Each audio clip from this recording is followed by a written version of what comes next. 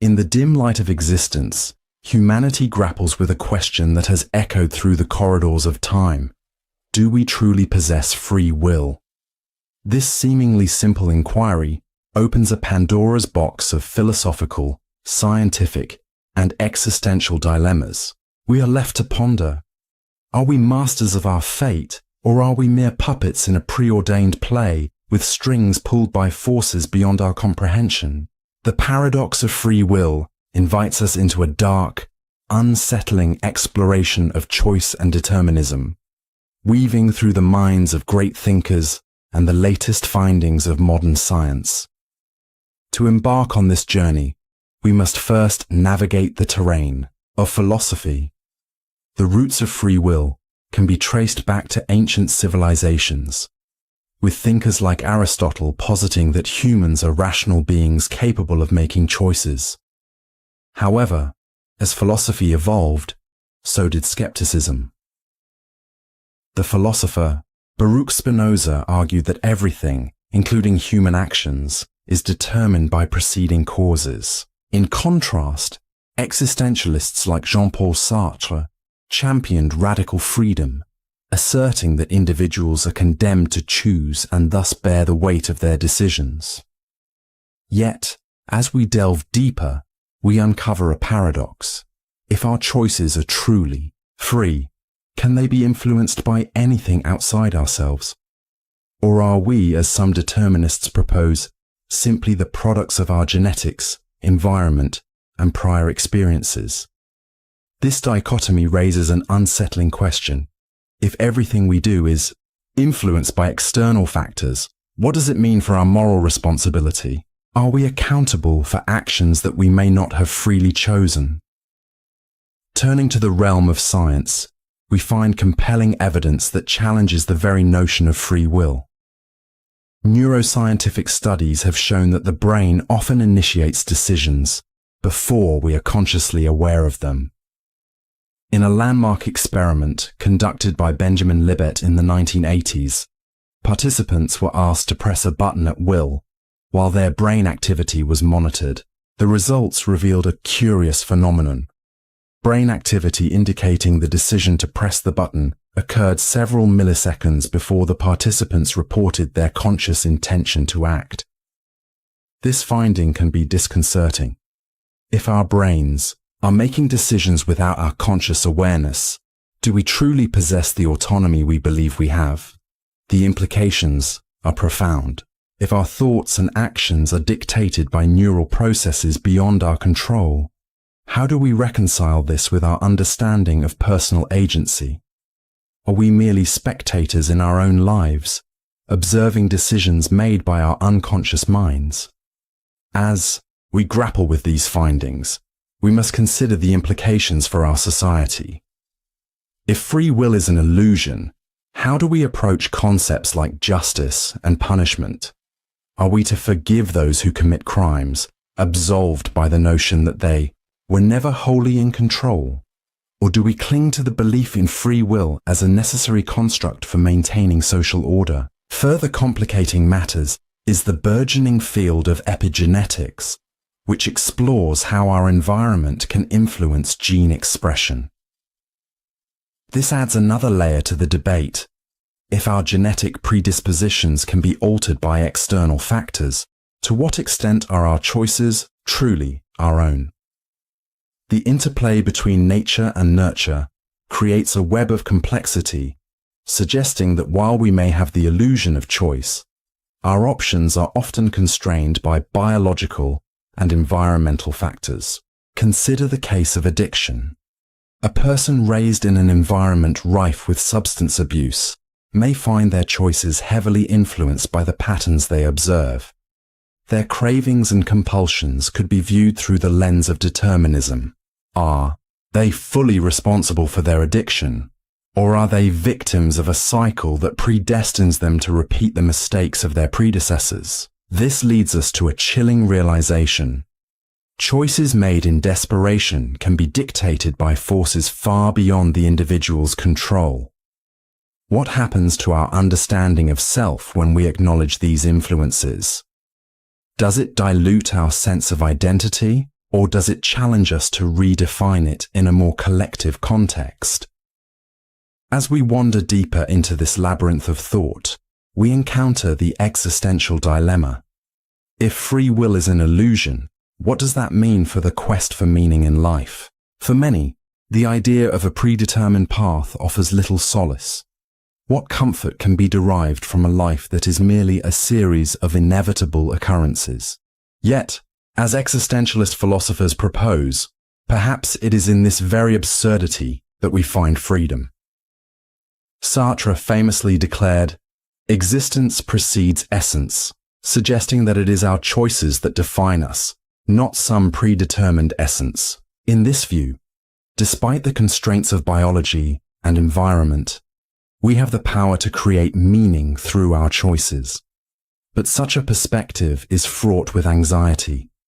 What if our choices lead us astray? The weight of responsibility can be paralyzing, leaving us to wonder, is it better to accept determinism and relinquish responsibility, or to embrace the existential burden of choice? The unsettling reality is that for many, the pursuit of free will may be nothing more than an illusion. Behavioral psychology offers a stark reminder of this, as studies reveal that many of our decisions are influenced by subconscious biases, societal pressures, and cognitive shortcuts.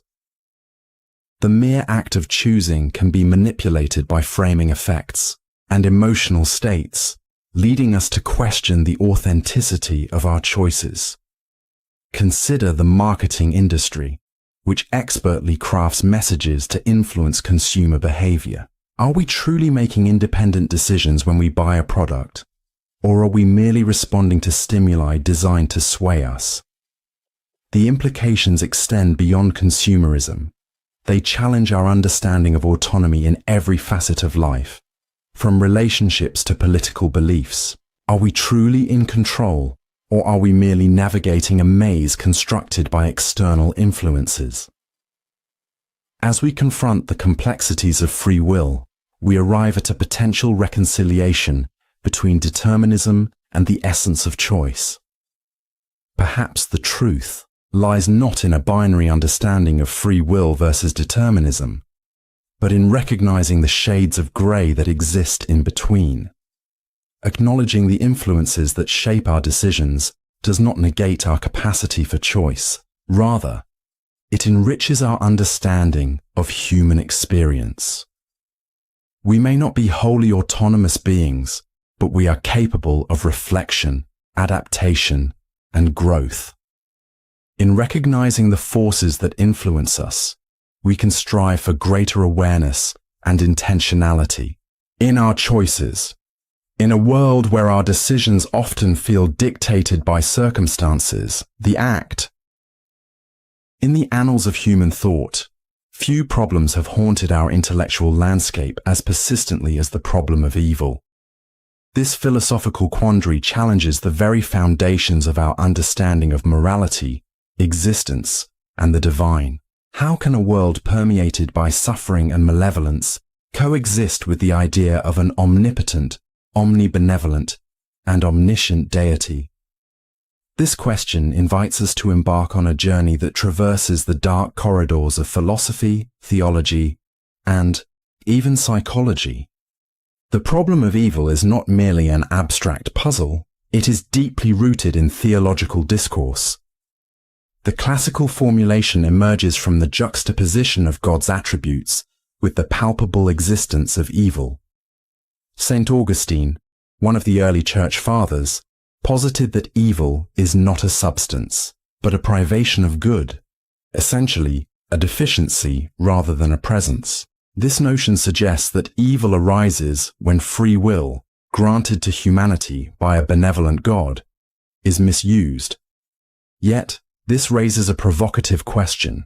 Is the existence of free will worth the suffering it can unleash? As we delve deeper, we encounter the likes of Epicurus, who succinctly encapsulated the dilemma. Is God willing to prevent evil, but not able? Then he is not omnipotent. Is he able but not willing? Then he is malevolent. Is he both able and willing? Then whence cometh evil? We. This powerful triad of possibilities not only encapsulates the essence of the problem of evil, but also hints at a deeper existential crisis, the nature of suffering itself. Transitioning from theology to philosophy, we find ourselves amidst an array of theories that grapple with the implications of evil.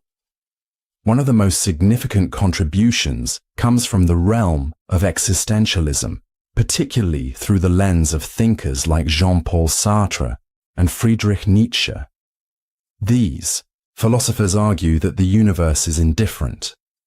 It lacks inherent meaning, and thus the existence of evil is a byproduct of human freedom and choice. Sartre's assertion that existence precedes essence implies that we are responsible for defining our moral compass in a world devoid of intrinsic values. This perspective invites us to ponder: if we are the architects of our moral reality, does that render us complicit in the suffering we witness? Or does it free us from the shackles of divine accountability? The unsettling notion that we, not a higher power, shape the moral landscape can lead to a profound sense of responsibility, or perhaps despair. Can humans bear the weight of such autonomy? In response to the problem of evil, various theodicies have emerged, each attempting to reconcile the existence of an all-good God with the reality of suffering.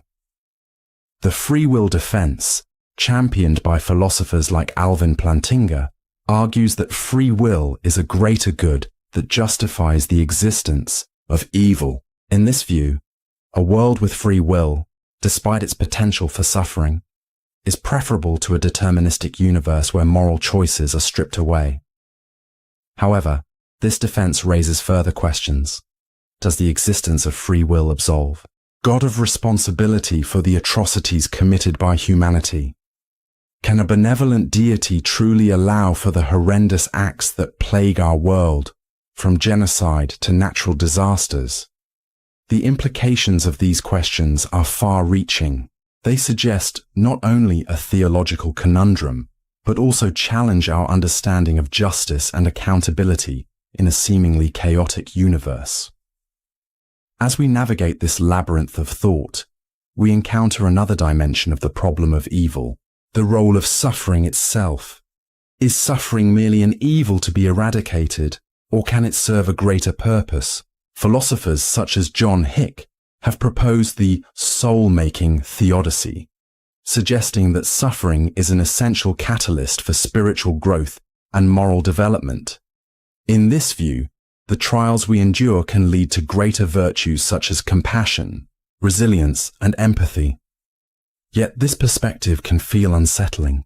Does it imply that the suffering of innocence is somehow justified if it contributes to a greater good? Can we accept that suffering may be necessary for the evolution of the human spirit? This leads us to grapple with the ethical implications of our responses to suffering. What are our responsibilities towards those who are in pain? How do we reconcile our desire for justice with the potential for growth that suffering may bring? To further complicate our understanding, we must consider the psychological dimension of the problem of evil. The works of thinkers like Carl Jung and Viktor Frankl provide a unique lens through which we can examine how individuals confront suffering and evil. Jung's concept of the shadow posits that the darker aspects of our psyche must be acknowledged and integrated into our conscious self. This confrontation with the shadow can lead to profound personal transformation. Similarly, Frankl's experiences as a Holocaust survivor inform his view that meaning can be derived from suffering. He famously stated, "When we are no longer able to change a situation, we are challenged to change ourselves." This psychological approach encourages a shift from victimhood to agency, suggesting that even in the face of overwhelming evil, individuals can find purpose and resilience. But this raises another haunting question. Is it fair to expect individuals to find meaning in their suffering, especially when faced with atrocities beyond comprehension? As we traverse this complex terrain, we confront the existential void that the problem of evil introduces into our understanding of reality. It forces us to question the very fabric of our beliefs about justice, morality, and existence. The unsettling truth is that our quest for answers may lead us to more questions than certainties. In a world where evil and suffering persist, can we reconcile the existence of a loving God with the harsh realities we observe? Or must we concede that the universe is indifferent to our plight? This contemplation can evoke a sense of dread as we grapple with the implications of an uncaring cosmos. What does it mean to seek meaning in a reality that may not provide it? The problem of evil is not merely an abstract philosophical exercise. It has profound real-world implications. The way we confront suffering, whether through social justice, charitable endeavors, or personal relationships, reflects our attempts to navigate this complex landscape. The ongoing struggles against poverty, war, and injustice highlight the persistent relevance of the problem of evil in our lives. Moreover, the psychological insights gleaned from this discourse. In the realm of philosophical inquiry, few concepts provoke as much contemplation as omnipotence. The very idea of an all-powerful being raises questions that challenge the boundaries of logic and ethics. Can an omnipotent entity create a stone so heavy that it cannot lift it? This seemingly simple question unfolds into a complex tapestry of paradoxes, ultimately reflecting on the nature of power, existence, and belief. To embark on this exploration, it is essential to define omnipotence. Traditionally attributed to deities, omnipotence refers to the ability to do anything that is logically possible. However, this definition is fraught with complications. The paradox of omnipotence illustrates a fundamental conflict. Can an all-powerful being operate within the constraints of logic? If it can create a stone so heavy that even it cannot lift it, does this not imply a limitation on its power? Conversely, if it cannot create such a stone, does that not also indicate a limitation? This paradox, known as the omnipotence paradox, leaves us grappling with profound implications regarding the nature of divine power. What does this suggest about the very fabric of omnipotence? Is it a comprehensive power that encompasses all possibilities, or does it exist within the confines of logical coherence? The implications extend beyond theology. They permeate philosophy, ethics, and even the nature of reality itself. To understand the implications of the omnipotence paradox, we must delve into the nature of logical possibilities. Logic serves as the foundation of reasoned thought, establishing the rules that govern our understanding of existence. If we accept that an omnipotent being can perform any logical action, we must also recognize that certain actions, by their nature, defy logic. For instance, creating a square circle or a married bachelor is a logical impossibility. Thus, if we interpret omnipotence as the ability to perform all logically possible actions, the paradox begins to resolve itself. Omnipotence does not imply the capacity to perform contradictions. This leads to a nuanced understanding. Omnipotence might be better defined as the ability to fulfill any coherent scenario, rather than an unrestricted power. But herein lies a deeper inquiry.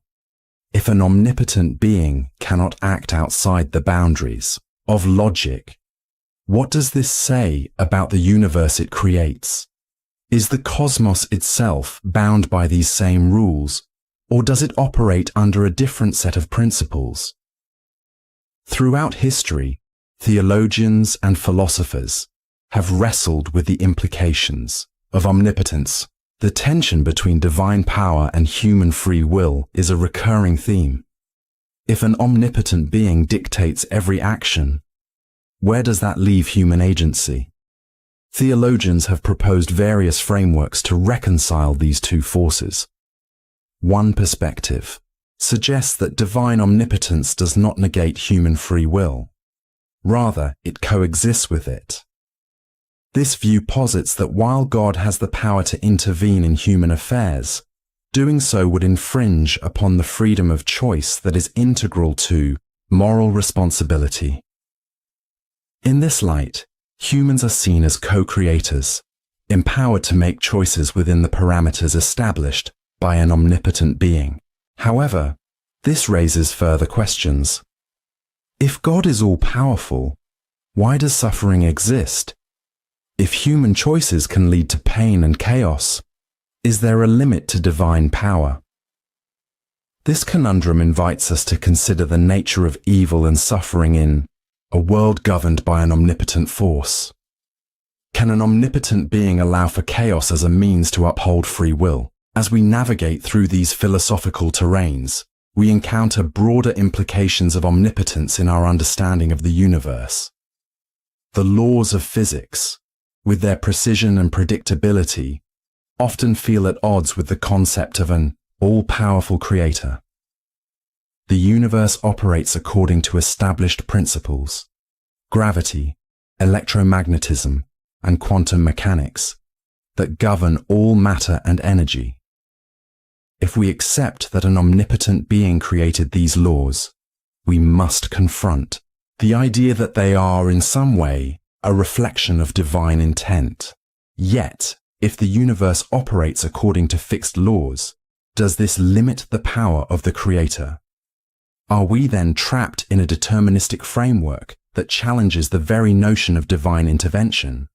The implications extend to the nature of reality itself. What if the universe is but a simulation designed by an omnipotent intelligence?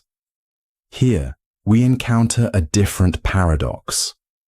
If the universe is a fabrication, does this not suggest that the omnipotence of the Creator is bound by the rules of its own creation? Beyond the philosophical and theological implications, the concept of omnipotence also resonates on a psychological level.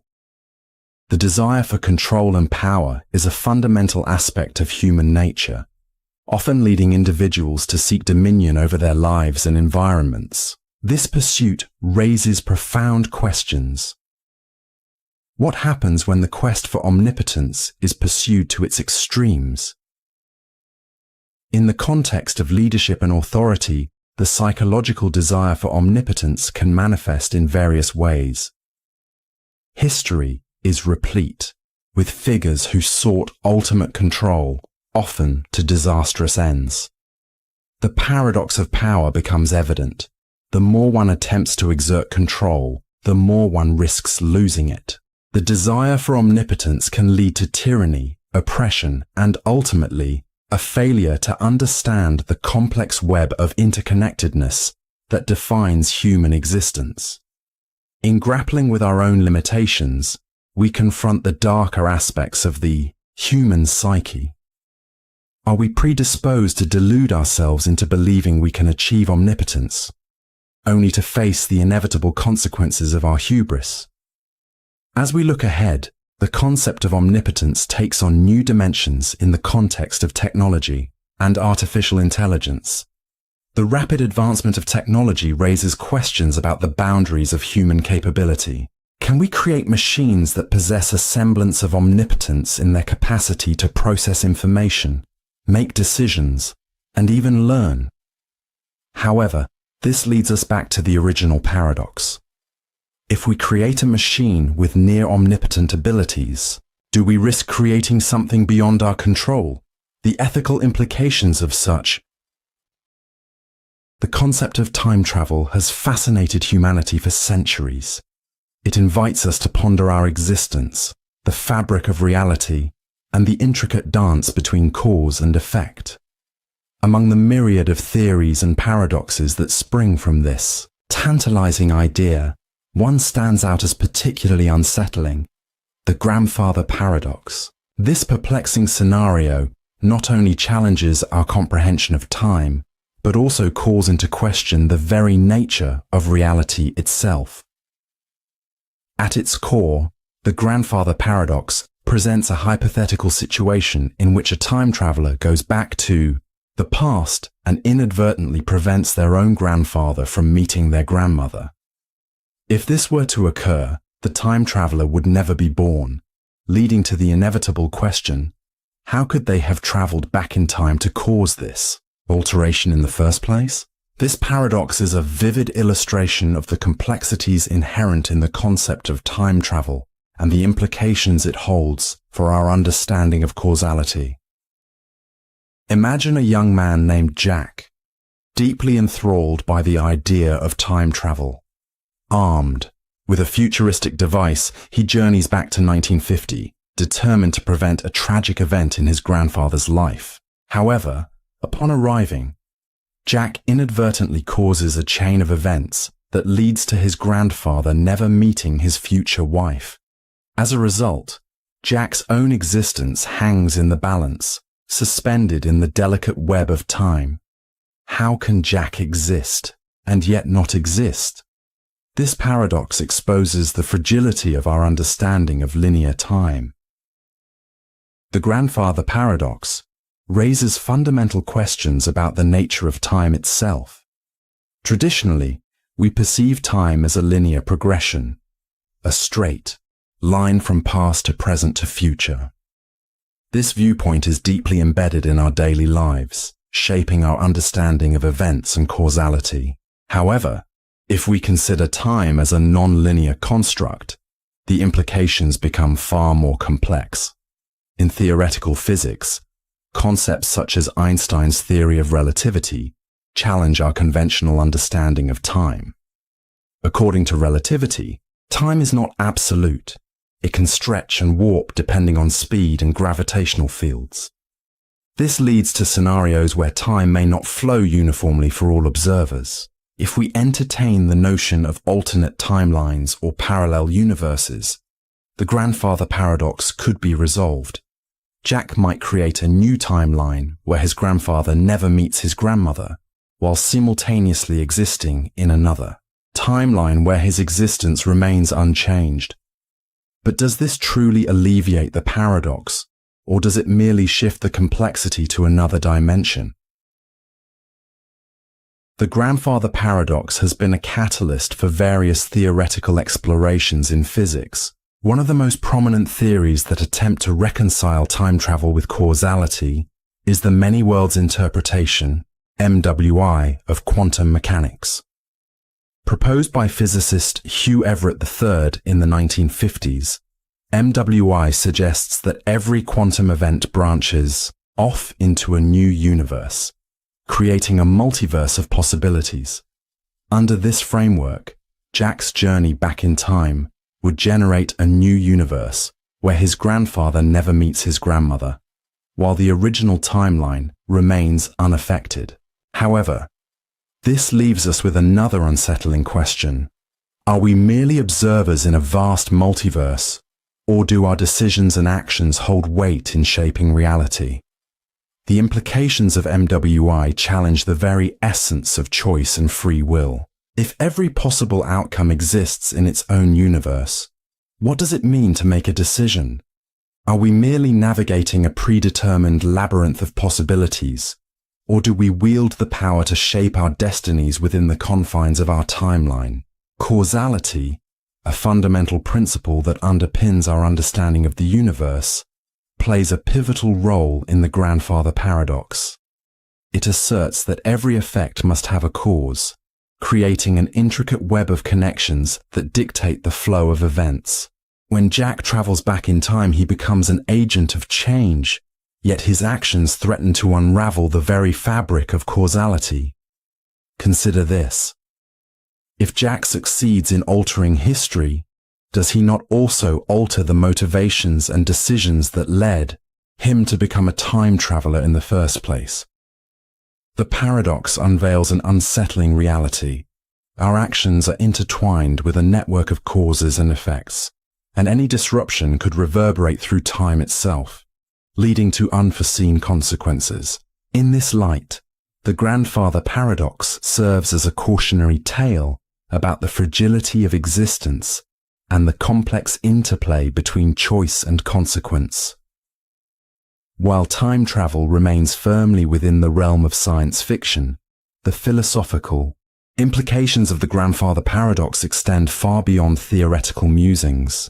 The paradox invites us to reflect on our understanding of history, choice, and the nature of reality. Can we ever truly change the past, or are we doomed to repeat cycles of events that shape our present? Furthermore, the exploration of time travel and its paradoxes has found its way into various fields, from philosophy to computer science. The development of algorithms that could simulate time travel scenarios presents intriguing possibilities for understanding complex systems and their behaviors.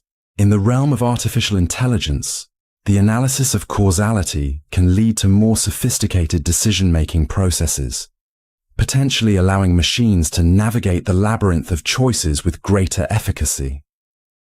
Yet, as we delve deeper into the implications of the grandfather paradox, we must confront the darker aspects of its narrative. The very act of considering time travel raises unsettling questions about our motivations and desires. What drives a person to alter the past? Is it the pursuit of redemption, the desire for control, or a quest for understanding? The allure of rewriting history is powerful, but it also carries the weight of ethical dilemmas.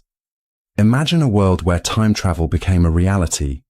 Would we witness individuals attempting to erase their mistakes, or perhaps even worse, manipulate history for personal gain?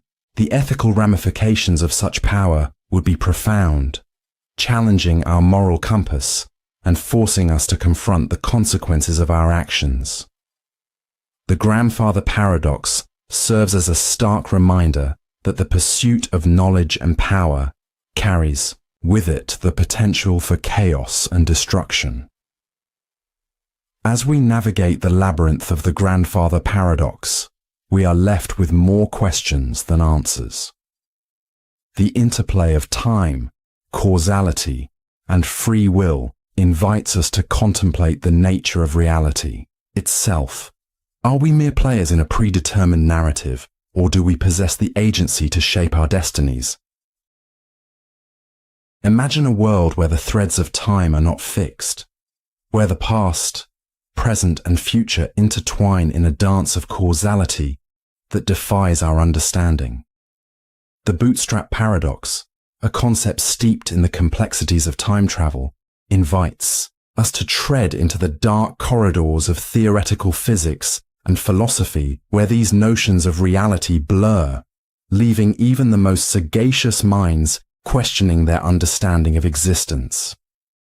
At its core, the bootstrap paradox presents a scenario where an object or piece of information is sent back in time, ultimately becoming the origin of itself.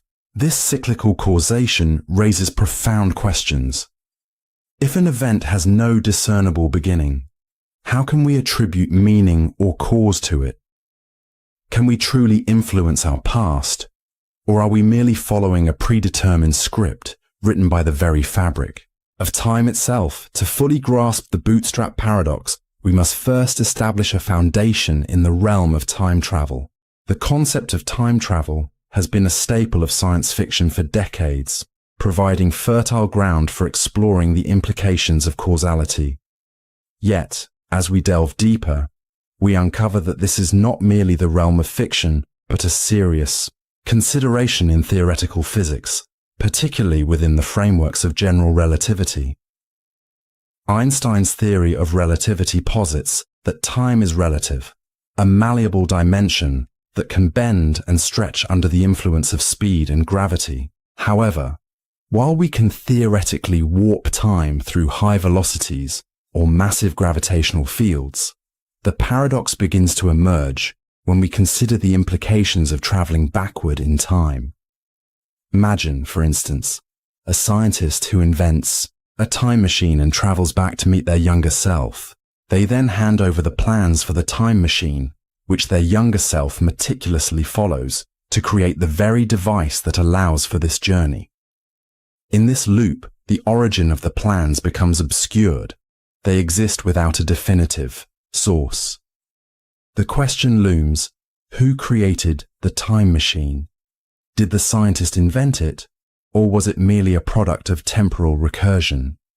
The bootstrap paradox challenges our fundamental understanding of causality, the relationship between cause and effect. In classical terms, causality flows in one direction. Cause precedes effect. However, the paradox suggests a scenario where this flow becomes a closed loop, creating a reality where the cause and effect are indistinguishable. This disruption of the causal chain has far-reaching implications. Philosophers have long debated the nature of free will and determinism.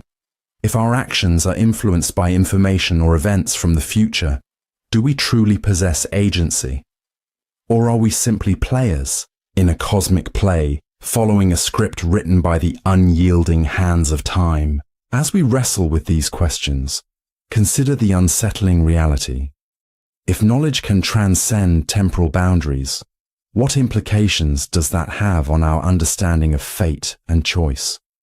Could we be destined to repeat our actions, forever, bound by the loops of our own making? Though the bootstrap paradox is largely theoretical, it finds itself intertwined with real-world physics through concepts like closed time-like curves, CTCs. These are solutions to the equations of general relativity that allow for paths in space-time that loop back on themselves. While no empirical evidence supports the existence of CTCs, their mathematical possibility invites us to explore the implications of time travel further. In recent years, quantum mechanics has also brushed against the fringes of time travel discussions. The many worlds interpretation of quantum mechanics suggests that every action spawns a multitude of parallel universes, each branching out from the decisions made. In such a framework, a time traveler could create a new timeline, circumventing the paradox altogether.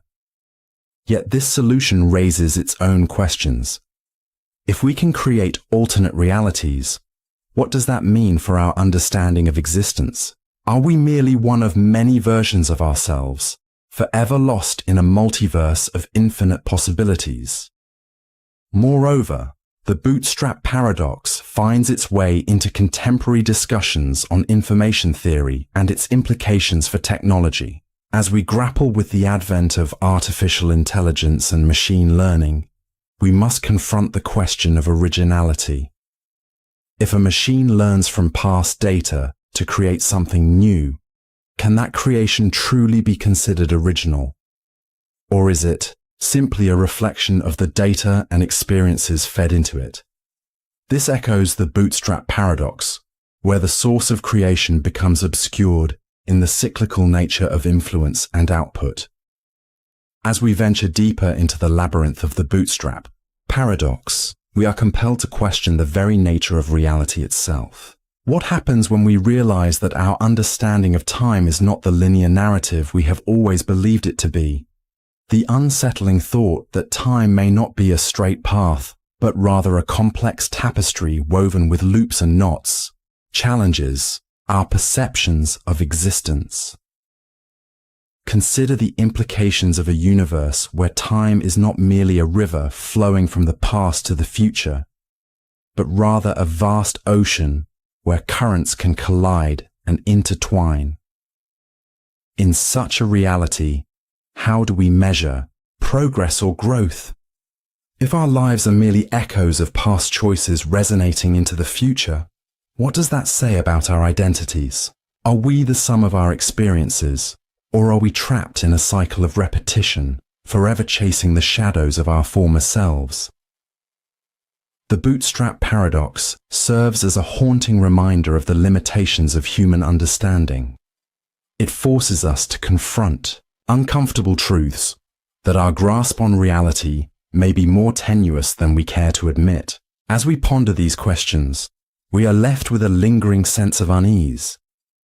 What if we are not the masters of our fate, but rather pawns in a game we cannot comprehend? In conclusion, the bootstrap paradox invites us into a realm of thought that is both fascinating and unsettling.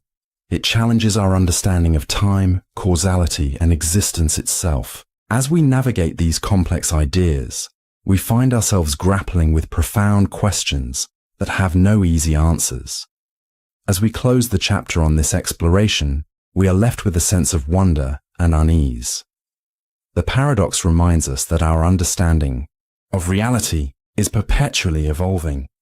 It urges us to remain curious, to question the very fabric of our existence, and to explore the uncharted territories of time and causality.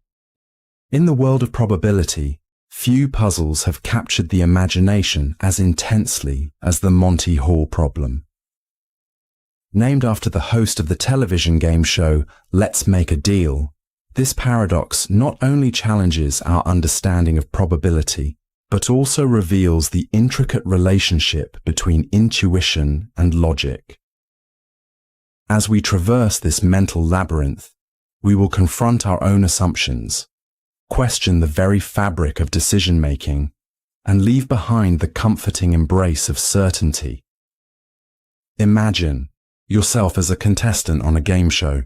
You stand before 3 closed doors. Behind one door, there lies a shiny new car, the grand prize, while behind the other 2 are goats, unappealing choices that no one would desire. As the host, Monty Hall, asks you to choose a door, you feel the thrill of possibility. You select door 1, your heart racing with anticipation. Monty, who knows where the car is hidden, opens door 3, revealing a goat. Now, he offers you a choice. Stick with your initial selection of door 1, or switch to door 2. What do you do? At first glance, it feels like your chances of winning are now 50-50. After all, there are 2 doors left. How could one be better than the other? But here lies the crux of the paradox. The choice is not as straightforward as it seems. To truly grasp the Monty Hall paradox, we must dissect the probabilities involved. When you initially chose door 1, there was a 1 in 3 chance that the car was behind that door, and a 2 in 3 chance that it was behind one of the other 2 doors. When Monty reveals a goat behind door 3, he is not randomly selecting a door, he is providing you with information. If the car was behind door 1, 1 in 3 chance, switching would lead to a goat. However, if the car was behind door 2, 2 in 3 chance, switching would lead to a car. Thus, by switching, you effectively double your chances of winning the car, from 1 in 3 to 2 in 3. This revelation is unsettling. It contradicts our instinctive understanding of chance and decision-making. How often do we cling to our initial choices, convinced that they carry equal weight, when in reality, the odds are heavily stacked against us? The Monty Hall problem serves as a lens through which we can examine the often treacherous terrain of human intuition. Our minds are not wired for probability, they are wired for survival.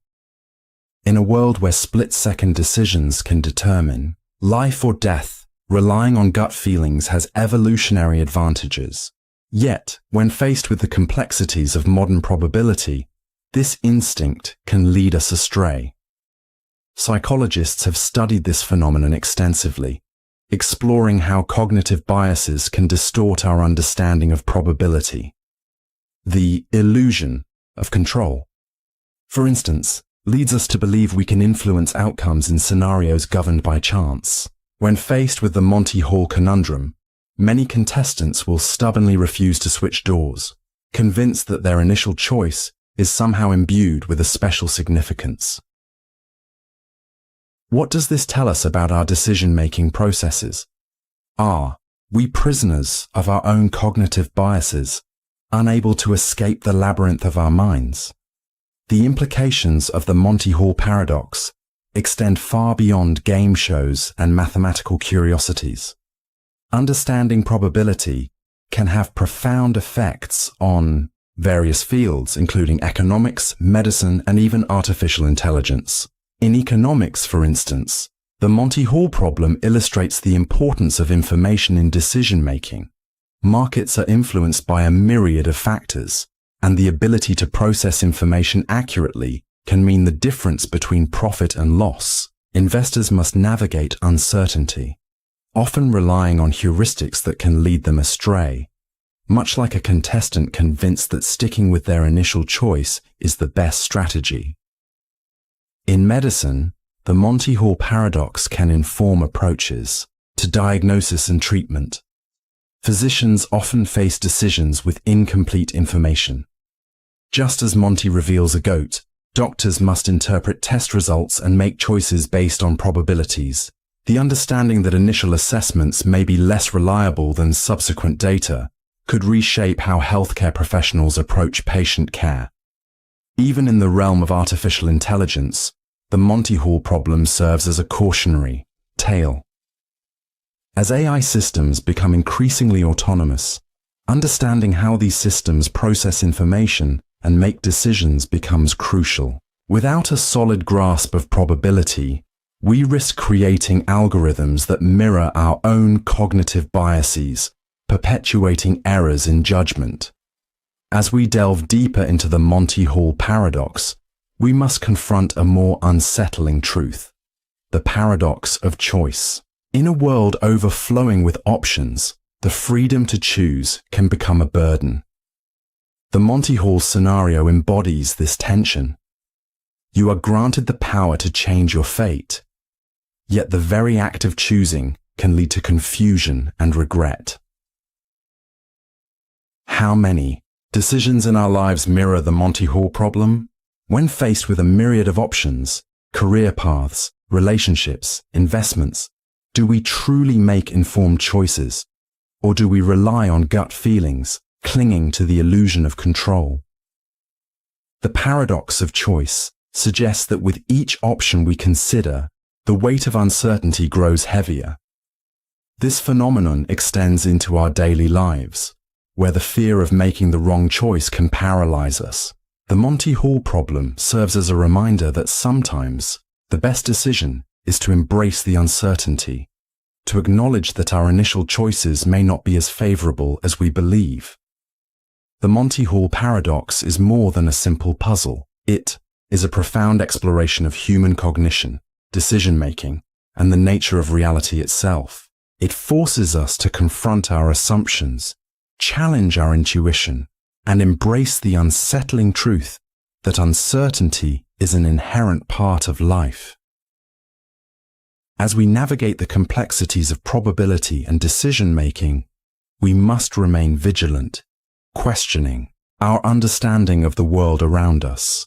The Monty Hall paradox invites us to reflect on our choices, urging us to recognize that the path to clarity is often shrouded in ambiguity. Are we willing to set aside our instincts and embrace the unsettling dance of probability in a world where the doors of opportunity? In the annals of philosophical inquiry, few concepts evoke the same sense of perplexity as Zeno's paradoxes. Among the most compelling is the narrative of Achilles and the tortoise, an allegory that elegantly encapsulates the tension between motion and stillness, speed and slowness. To the uninitiated, the tale might appear a simple foot race between an impossibly swift hero and a sluggish reptile.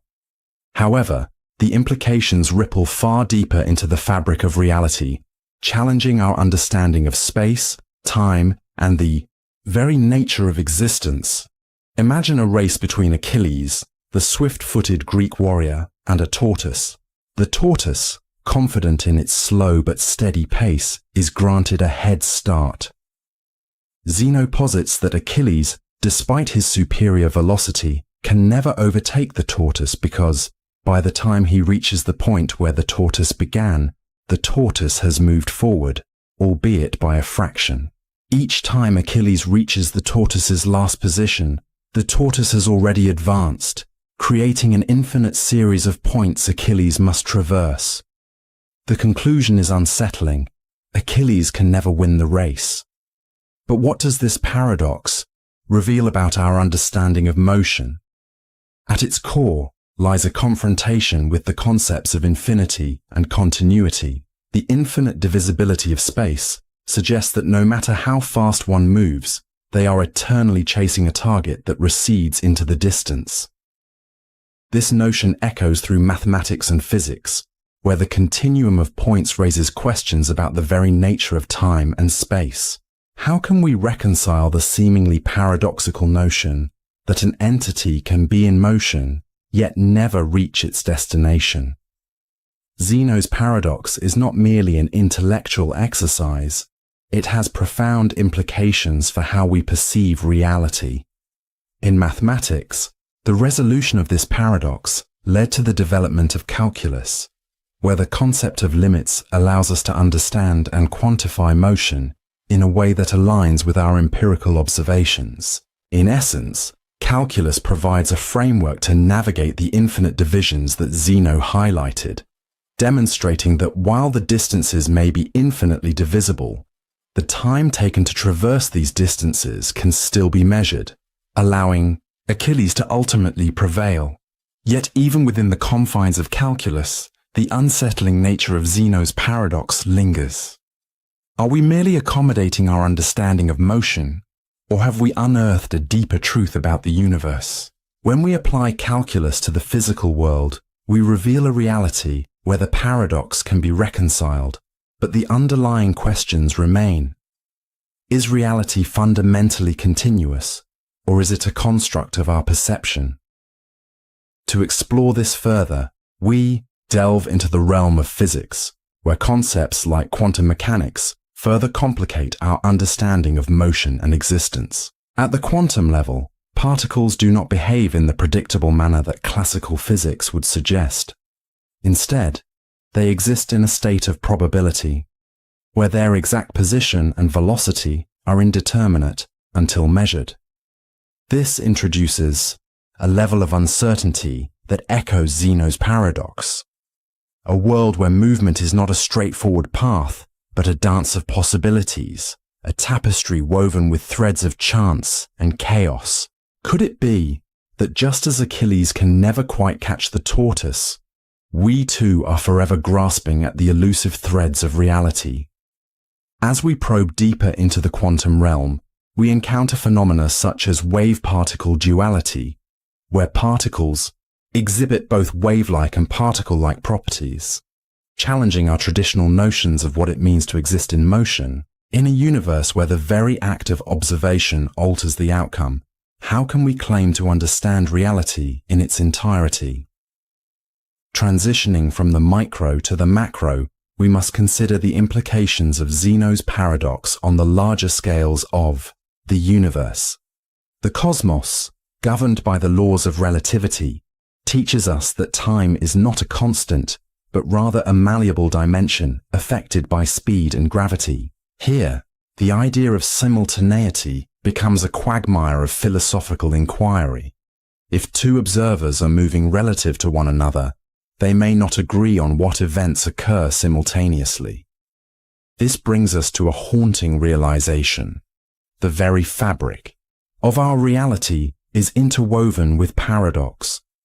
Are we merely observers in a cosmos that defies our understanding, where the relentless march of time and space is an illusion, and our perceptions are colored by the limits of our cognition?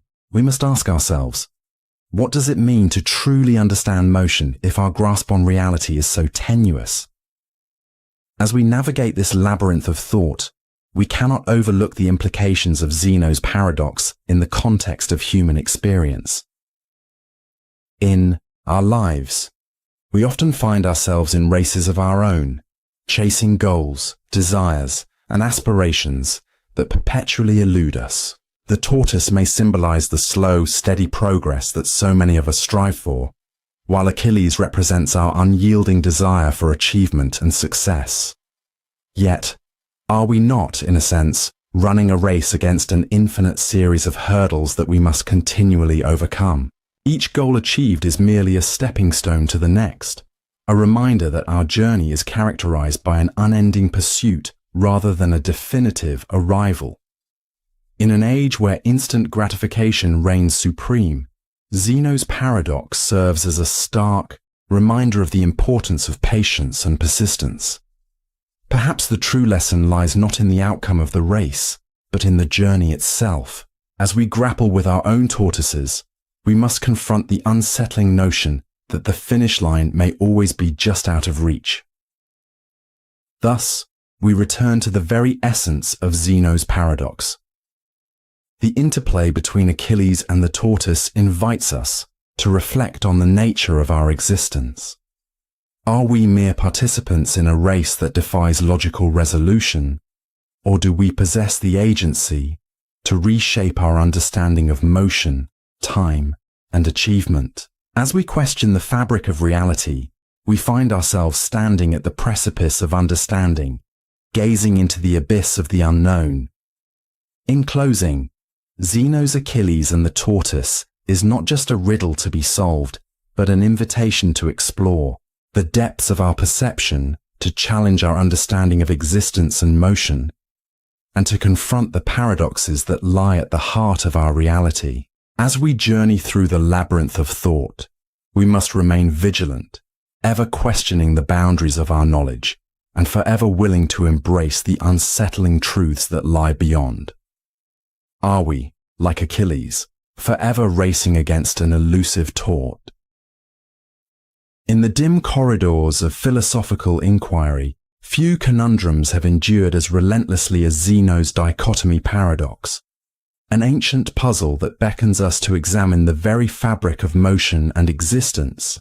It challenges the foundation of our understanding of space, time, and infinity. But what is it about this paradox that continues to provoke such profound contemplation, even millennia after its inception? At its core, Zeno's dichotomy paradox presents a seemingly simple assertion. In order to reach a destination, one must first cover half the distance to that destination. Before reaching the halfway point, one must cover a quarter of the distance, and before that, an eighth. This process of halving the distance continues indefinitely, suggesting that one can never truly reach their destination, as there will always be a further distance to cover. Thus, the paradox presents an unsettling question. If movement comprises an infinite series of divisions, can one ever truly move at all? To appreciate the paradox, we must first dissect our understanding of motion. In everyday life, motion is an observable phenomenon. We walk from one side of a room to another. We drive from one city to another, and we perceive these movements as straightforward and intuitive. However, Zeno's paradox invites us to question the underlying mechanics of these movements. Imagine standing at one end of a vast field, your destination the other end, a distance of 100 meters away. To reach that point, you must first traverse 50 meters. Before you can traverse those 50 meters, you must cover 25 meters. The process continues ad infinitum, 12.5 meters, 6.25 meters, and so forth, creating an infinite series of distances to cover. Though this series is mathematically intriguing, it paints a disconcerting picture.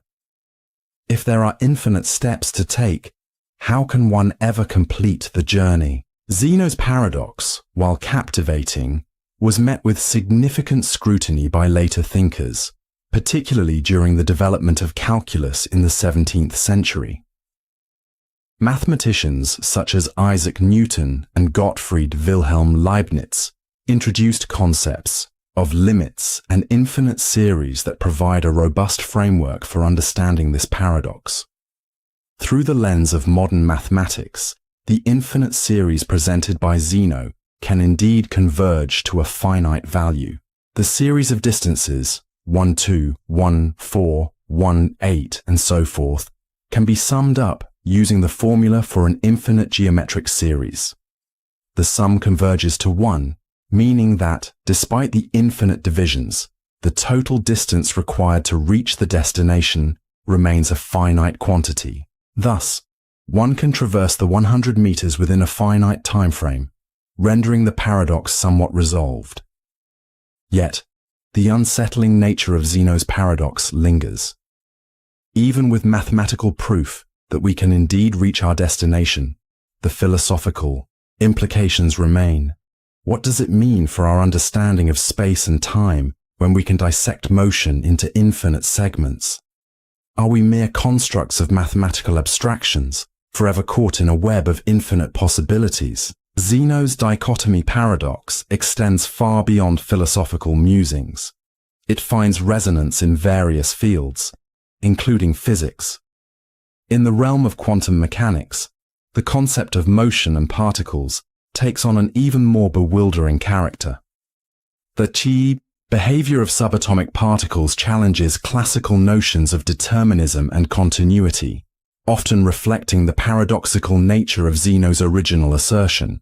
Consider the idea of a particle existing in multiple states until it is observed, a phenomenon known as superposition. Just as Zeno posited that one cannot reach a destination without traversing infinite subdivisions, quantum mechanics suggests that particles exist in a state of indefinite potential until they are measured. This concept not only complicates our understanding of motion, but also our grasp of reality itself. Are we, like Zeno's traveler, forever on the brink of understanding, yet never fully arriving? Addressing Zeno's paradox compels us to confront deeper questions about the nature of reality and our perception of it. If motion can be dissected into infinite parts, what does this say about our understanding of time? Is time itself an illusion, a construct that we have created to make sense of our experiences? The implications of these questions can be disquieting. They urge us to ponder our existence and the continuity of life. Are we perpetually trying to reach a destination that lies beyond our grasp? The existential dread that can stem from such inquiries is palpable. Perhaps we are all trapped in a dichotomy, caught between the desire to move forward and the realization that the journey may never truly end. In our increasingly digital world, Zeno's paradox takes on a new dimension. As we navigate realms of virtual reality and digital spaces, the concept of motion and distance is redefined. The digital landscape is one of instantaneous connections, yet it is also one of infinite layers. Each click, each scroll, an invitation to dive deeper into an endless sea of information. In this context, Zeno's paradox serves as a metaphor for our engagement with technology. We are constantly seeking to bridge the gap between the physical and the virtual, yet each advancement leads us to further questions about our reality. Are we moving forward, or are we simply traversing the infinite distances of cyberspace, forever, in search of completion? Zeno's dichotomy paradox remains a captivating exploration into the complexities of motion, time, and existence. While mathematical advancements provide resolution to the paradox, the philosophical implications linger, challenging our understanding of reality. As we navigate the labyrinth of life, we must ask ourselves, are we merely travelers caught between the infinite segments of our journeys? Does the act of seeking knowledge lead us closer to understanding? Or does it merely reveal the vastness of what we have yet to comprehend? In engaging with the paradox, we are left with more questions than answers, a reminder of the unsettling, yet profoundly human experience of grappling with the infinite. The journey, it seems, is not just about reaching our destination, but understanding the depths of the road we travel. And perhaps, in that understanding, lies a different kind of arrival. 1. Imagine a grand vessel, the ship of Theseus, sailing the open seas, a symbol of adventure, discovery, and the essence of identity. Over time, as the ship braves the elements, its wooden planks begin to rot and its sails fray. In a meticulous restoration process, each plank is replaced one by one until none of the original materials remain. Is this ship still the ship of Theseus? Now imagine that the original planks, removed and preserved, are reassembled into another vessel. Which ship, if either, rightfully claims the title of the ship of Theseus? This paradox, steeped in ancient philosophy, forces us to confront fundamental questions about identity, continuity, and the nature of change. At the heart of the ship of Theseus, paradox lies a profound exploration of identity. What does it mean for something to remain the same over time? Is identity anchored in the material substance of an object, or is it tied to its form, function, and the memories we associate with it? In philosophy, this inquiry delves into metaphysics, where scholars like Heraclitus famously posited that everything flows, suggesting that change is the only constant in the universe. To understand the implications, consider the human experience. Each day, our cells regenerate, our thoughts evolve, and our experiences shape us. Yet, we refer to ourselves with a consistent name, a singular identity. What happens when the very essence of who we are is in a constant state of flux? Are we merely a collection of memories and experiences? Or is there an unchanging self that we can identify? As we grapple with these notions, we must confront unsettling questions.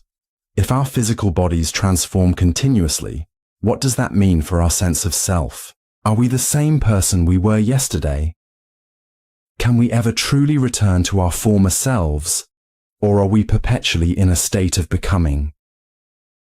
The ship of Theseus paradox has captivated philosophers for millennia, leading to various interpretations and theories. The first significant perspective is the materialist view, which posits that identity is tied to the physical components of an object. From this standpoint, once the last original plank is replaced, the ship ceases to be the ship of Theseus. Yet, this perspective raises further dilemmas. If identity is solely based on material composition, does a person cease to exist when their body undergoes significant transformation, such as after a traumatic injury or surgery? Conversely, the psychological continuity theory offers an alternative lens. It suggests that identity is rooted in psychological connections, memories, consciousness, and the continuity of experience. Under this view, even if the ship of Theseus is entirely reconstructed, it retains its identity as long as its function and purpose remain intact, akin to how we perceive our own identities through the lens of memory and experience. Yet, how does one reconcile these differing perspectives? Can one exist without the other? In the fabric of reality, how intertwined are the material and the psychological in defining identity? In an age defined by rapid technological advancement, the ship of Theseus paradox takes on new dimensions. The digital landscape, with its dynamic nature, poses challenges to our understanding of identity. Consider how we curate our online personas, often presenting versions of ourselves that may be entirely different from our offline identities. Social media platforms allow us to constantly reshape and redefine who we are to the world. Yet this fluidity begs the question, does our online existence hold the same weight as our physical presence? Furthermore, advancements in biotechnology and artificial intelligence compel us to re-examine notions of identity. As we integrate technology into our very beings, through enhancements, neural implants, or genetic modifications, what does it mean to be human? If we replace significant parts of our biology with artificial components, are we still ourselves? The implications stretch beyond philosophical musings, influencing ethics, personal relationships, and even legal frameworks. Imagine a future where consciousness can be transferred to a digital medium. if a person's memories, emotions, and thoughts are uploaded, does this digital entity retain the identity of the original? Or does it represent a new being entirely? Such questions linger on the horizon, dark and unsettling, challenging our fundamental understanding of existence and continuity. The ship of Theseus paradox is not merely an abstract concept confined to philosophical discourse. It manifests in our daily lives. Consider the notion of personal relationships. As individuals grow and change, so too do their connections with others. A friend you once knew intimately may evolve in ways that render your past connection unrecognizable. Are they still the same person you once called a friend? Or does the evolution of their identity warrant the dissolution of that bond? This existential quandary extends to societal constructs as well. Nations evolve, cultures shift, and institutions transform. A country may change its governing principles, its borders, and even its fundamental identity over time. Yet, it clings to its name, its history, elements that anchor its identity despite the shifting sands of time. At what point does a nation cease to be what it once was? And what does that mean for the collective identity of its people? These questions resonate deeply, leaving us to ponder the tenuous threads that bind us to our identities. Are we merely products of our environments, shaped by the forces of change around us? Or is there an intrinsic essence that remains constant, even amidst the chaos of transformation? As we navigate the labyrinthine corridors of the ship of Theseus paradox, we find ourselves confronted with a kaleidoscope of perspectives and interpretations, each illuminating different facets of identity and change. Ultimately, the paradox serves as a reminder that our understanding of existence is fraught with complexity, ambiguity, and uncertainty. In a world where change is inevitable, we must grapple with the unsettling reality that our identities may not be as fixed as we believe. The ship of Theseus invites us to reflect on our own journeys, how we define ourselves, the relationships we forge, and the legacies we leave behind. Are we, like the ship, in a constant state of becoming? Or is there a core self that remains steadfast amidst the waves of transformation? As we ponder these questions, we may find that the answers lie not in the certainty of identity, but in the beauty of our shared human experience. In the dimly lit corridors of philosophical inquiry, where shadows of logic dance with the flickering flame of reason, lies a conundrum that has entangled thinkers for centuries: the liar paradox. This paradox, simple in its formulation yet daunting in its implications, invites us to confront the very fabric of truth and reality. It begins with a straightforward statement. This statement is false. It's a claim that, at first glance, seems to be a mere play on words. Yet, as we delve deeper, we discover a labyrinth of contradictions that challenge our understanding of both language and reality itself. At the heart of the liar paradox is the concept of truth. To say this statement is false creates a loop of self-reference that spirals into confusion. If the statement is true, then what it asserts must hold. Therefore, it must be false. Conversely, if it is false, it must be true. This dizzying loop raises critical questions about the nature of truth. What is it? Can it exist independently of perception? How do we establish the boundaries of what can be considered true or false? Philosophers throughout history have grappled with these questions. Plato, in his dialogues, posited that truth was an ideal form, something to be sought after but never fully grasped. In contrast, Aristotle sought a more pragmatic approach, advocating for a correspondence theory of truth, where statements are true if they correspond to reality. Yet, the liar paradox challenges even these foundational theories, suggesting that truth is not merely a reflection of reality, but a complex interplay of language and meaning. Could it be that truth is a more fragile construct than we have been led to believe? Are we, as rational beings, ill-equipped to navigate the murky waters where logic meets language? The implications of the liar paradox extend beyond philosophy, seeping into the realms of mathematics and logic. In the early 20th century, logician Kurt Gödel unveiled his incompleteness theorems, which revealed that within any sufficiently powerful logical system, there exist statements that cannot be proven true or false.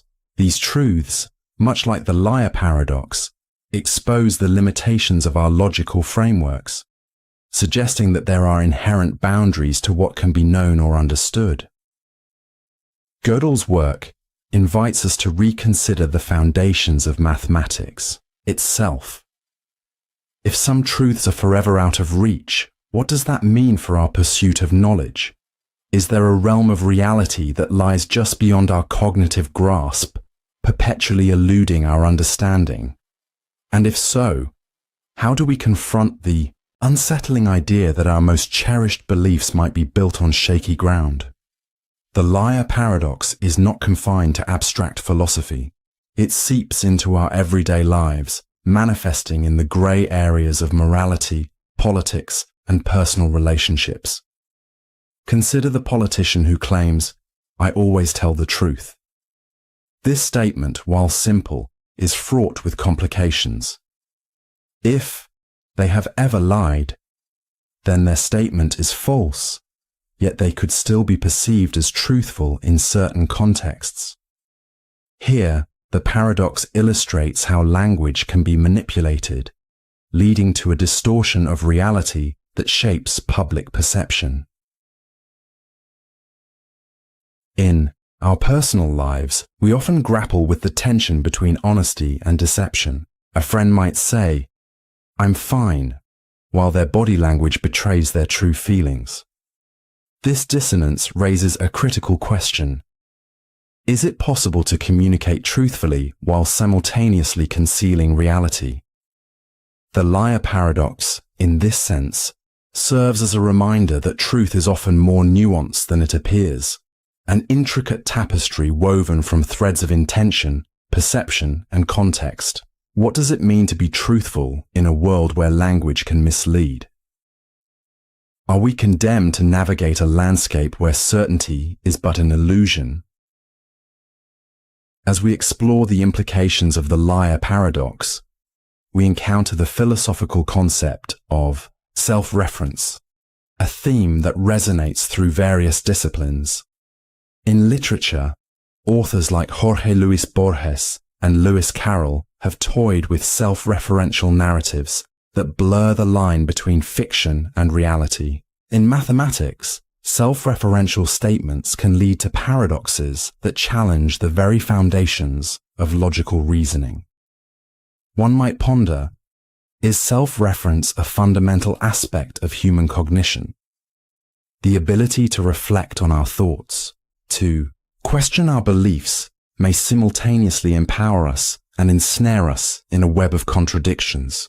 This duality sparks an unsettling introspection. Are we mere puppets of our own self-referential thoughts, forever caught in a cycle of doubt and inquiry? Throughout history, various attempts have been made to resolve the liar paradox. One approach involves distinguishing between different types of statements, drawing a line between the absolute and the relative, the factual and the interpretive. The theory of truth values, for instance, suggests that statements can exist on a spectrum, rather than merely as true or false. This perspective allows for a more nuanced understanding, where a statement might be partially true or contextually valid. Another avenue of exploration comes from the field of pragmatics, which emphasizes the importance of context in determining meaning. Here, the liar paradox can be interpreted through the lens of intention. What is the speaker trying to convey? This shift in focus from the statement itself to the communicative context can provide clarity, suggesting that meaning is not static, but rather fluid, shaped by interaction and interpretation. Yet, as we seek resolution, we must confront a disquieting thought.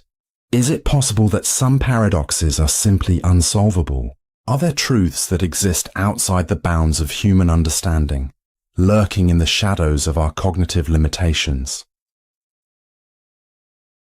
The liar paradox ultimately challenges our perception of reality itself. It invites us to question the very foundations of our understanding. What is real, and how do we know it? Reality, as we perceive it, is filtered through a complex web of language, culture, and personal experience.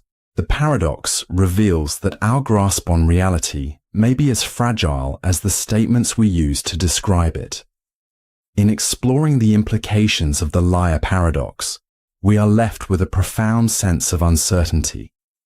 The boundaries of truth and falsehood blur, and we find ourselves navigating a landscape where clarity is elusive. Our quest for knowledge becomes, in a quiet town where the sun casts long shadows over cobbled streets, there lies a barber shop that is anything but ordinary. The barber, a meticulous man known for his sharp blades and keen intellect, has a peculiar rule. He shaves all those who do not shave themselves. Yet therein lies a conundrum that has puzzled philosophers and logicians alike. The barber paradox. The very essence of this paradox invites us to explore the intricate web of self-reference and contradiction, challenging our understanding of reality and logic itself. Imagine the barber standing at the window, the sun glinting off his tools, pondering a question that would unravel the fabric of conventional thought. Does he shave himself? If he does, then according to his own rule, he must not shave himself, as he only shaves those who do not shave themselves. Yet, if he does not shave himself, then he must indeed shave himself, for he is the very embodiment of the rule that governs his actions. This paradox, simple yet profound, casts a long shadow over the foundations of set theory and logic, invoking a sense of unease that reverberates through the corridors of philosophical inquiry. To understand the barber paradox fully, we must first delve into the nature of sets and self-reference. At its core, the paradox is a self-referential puzzle, much like the more famous Russell's paradox, which emerged from the work of British philosopher and logician Bertrand Russell. This paradox highlights a fundamental issue in naive set theory, the existence of a set that contains all sets that do not contain themselves. As Russell pointed out, if such a set exists, it leads to a contradiction, much like our barber's dilemma. The implications of self-reference extend far beyond mere intellectual curiosity. They challenge the very foundations of mathematics and logic, forcing us to reconsider our definitions and assumptions. Can we truly define a set without falling into the trap of self-inclusion? What does it mean for something to exist without contradicting itself? These questions linger in the air, unsettling and profound, beckoning us to explore further. Self-reference is a concept that permeates various fields of study, from linguistics to computer science. In linguistics, consider the statement, "This sentence is false." If the sentence is true, then it must be false as it claims. Conversely, if it is false, then it is true. Such constructions reveal the fragile nature of language and meaning, as they lead us into a spiral of contradiction. The barber paradox operates under a similar principle, drawing us into a labyrinth where every turn leads us deeper into confusion. In computer science, self-reference manifests in recursive functions, which call themselves in order to solve problems. While recursion is a powerful tool for breaking down complex problems, it also holds the potential for infinite loops, cases where a function continues to call itself without reaching a resolution. This mirrors the barber's predicament, a cycle of shaving that ultimately leads nowhere, forcing us to confront the limitations of our logical frameworks. The ramifications of the barber paradox extend into the realms of philosophy and epistemology, raising questions about knowledge and belief. If the barber cannot logically shave himself, what does that imply about our understanding of identity and existence? Can we trust the boundaries we create between self and other, between inclusion and exclusion, when faced with such paradoxical scenarios? Consider the implications for ethical reasoning. If we apply the barber's logic to moral dilemmas, who deserves punishment, who deserves mercy, we find ourselves ensnared in a web of contradictions. Ethics, like the barber's rule, often straddles a fine line between self-interest and duty to others. Are we, at times, the barbers of our own moral codes, creating rules that ultimately lead to self-defeating outcomes? These philosophical inquiries compel us to confront the unsettling reality that our understanding of morality, much like the barber's shaving rules, may be riddled with contradictions. Are we prepared to question the very foundations of our beliefs in pursuit of clarity? The barber paradox, while seemingly abstract, has real-world applications that resonate within our daily lives.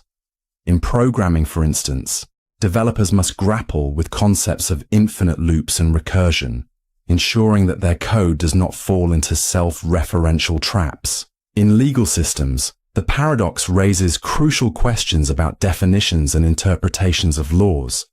How do we ensure that our legal frameworks remain coherent and do not contradict themselves? Moreover, the paradox serves as a cautionary tale in the realms of governance and societal structures.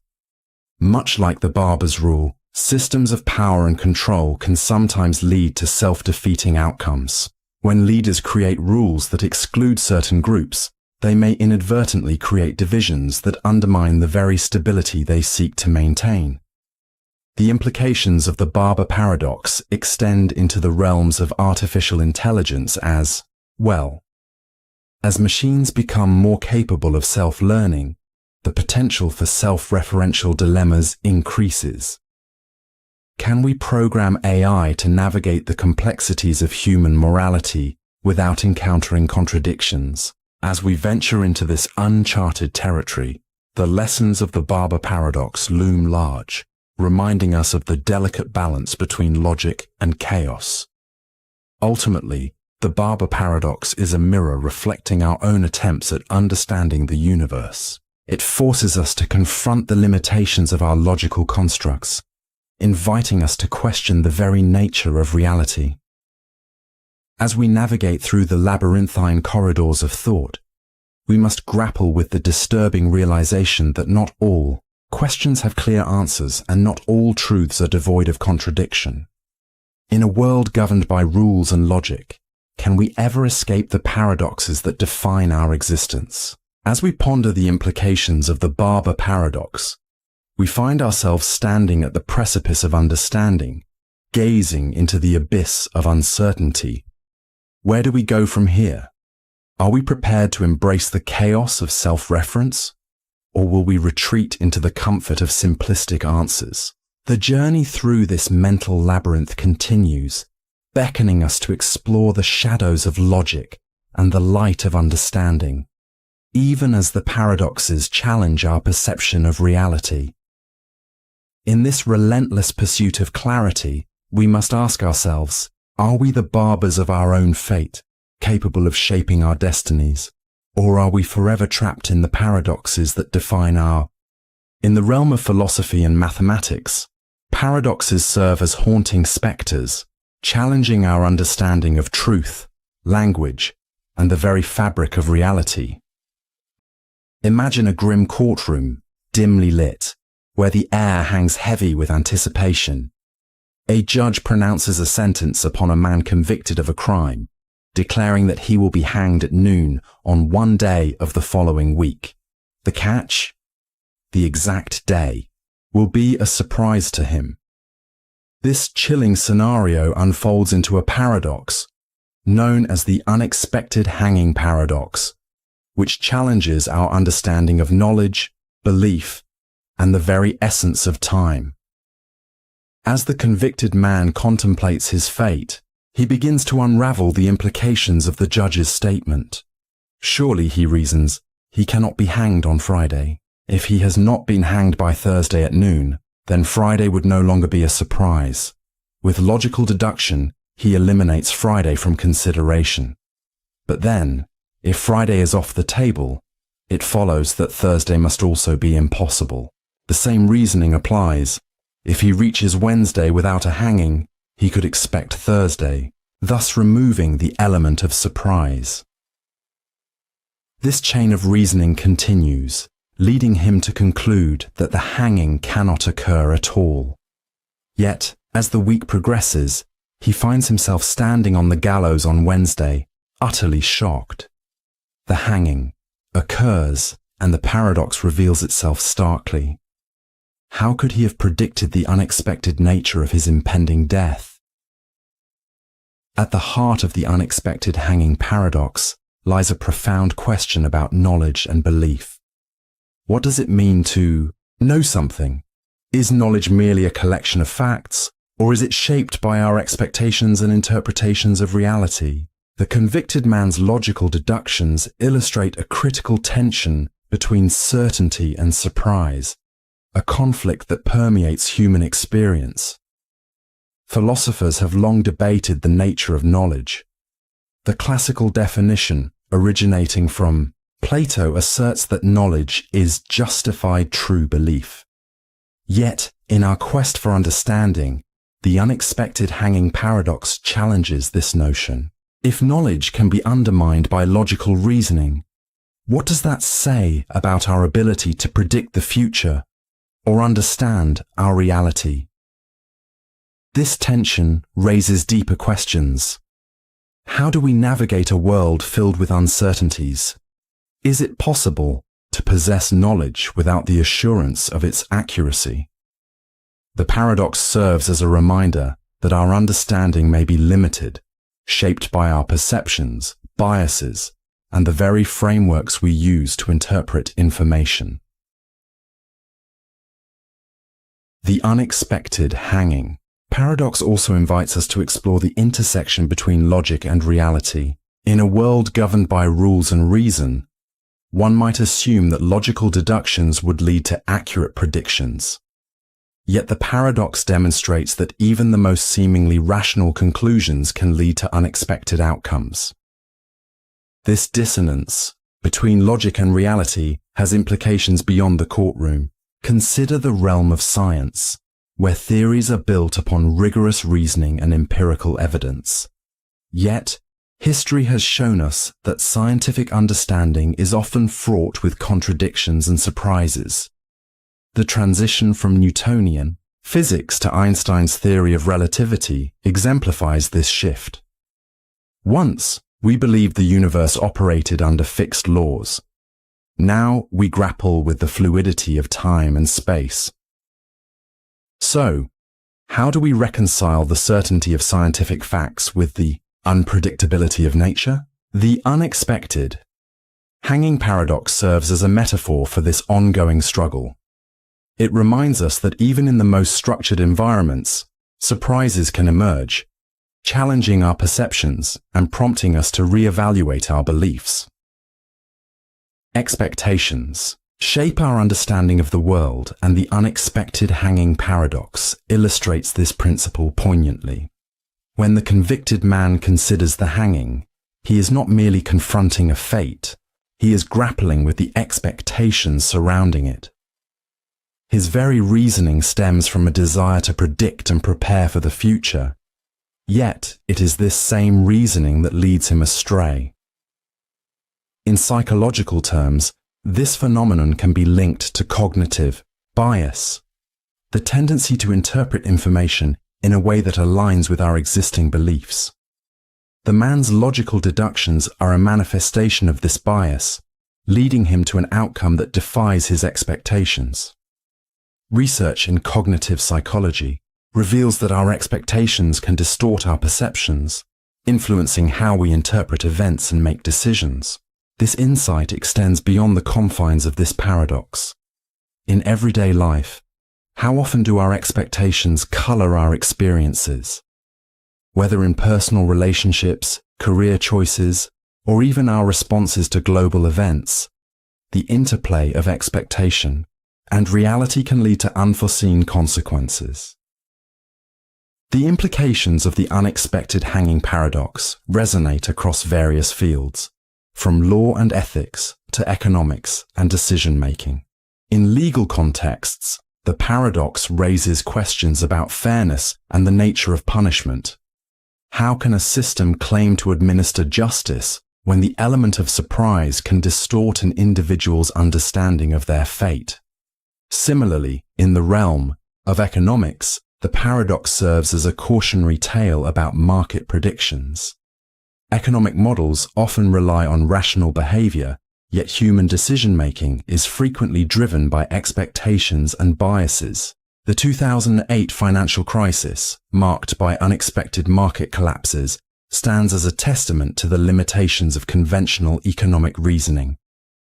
In the field of ethics, the paradox challenges our understanding of moral responsibility. If an individual can reason their way to a conclusion that leads to unforeseen consequences, to what extent are they accountable for their actions? This question invites us to consider the complexities of human behavior and the moral dilemmas that arise from our attempts to navigate a world fraught with uncertainties.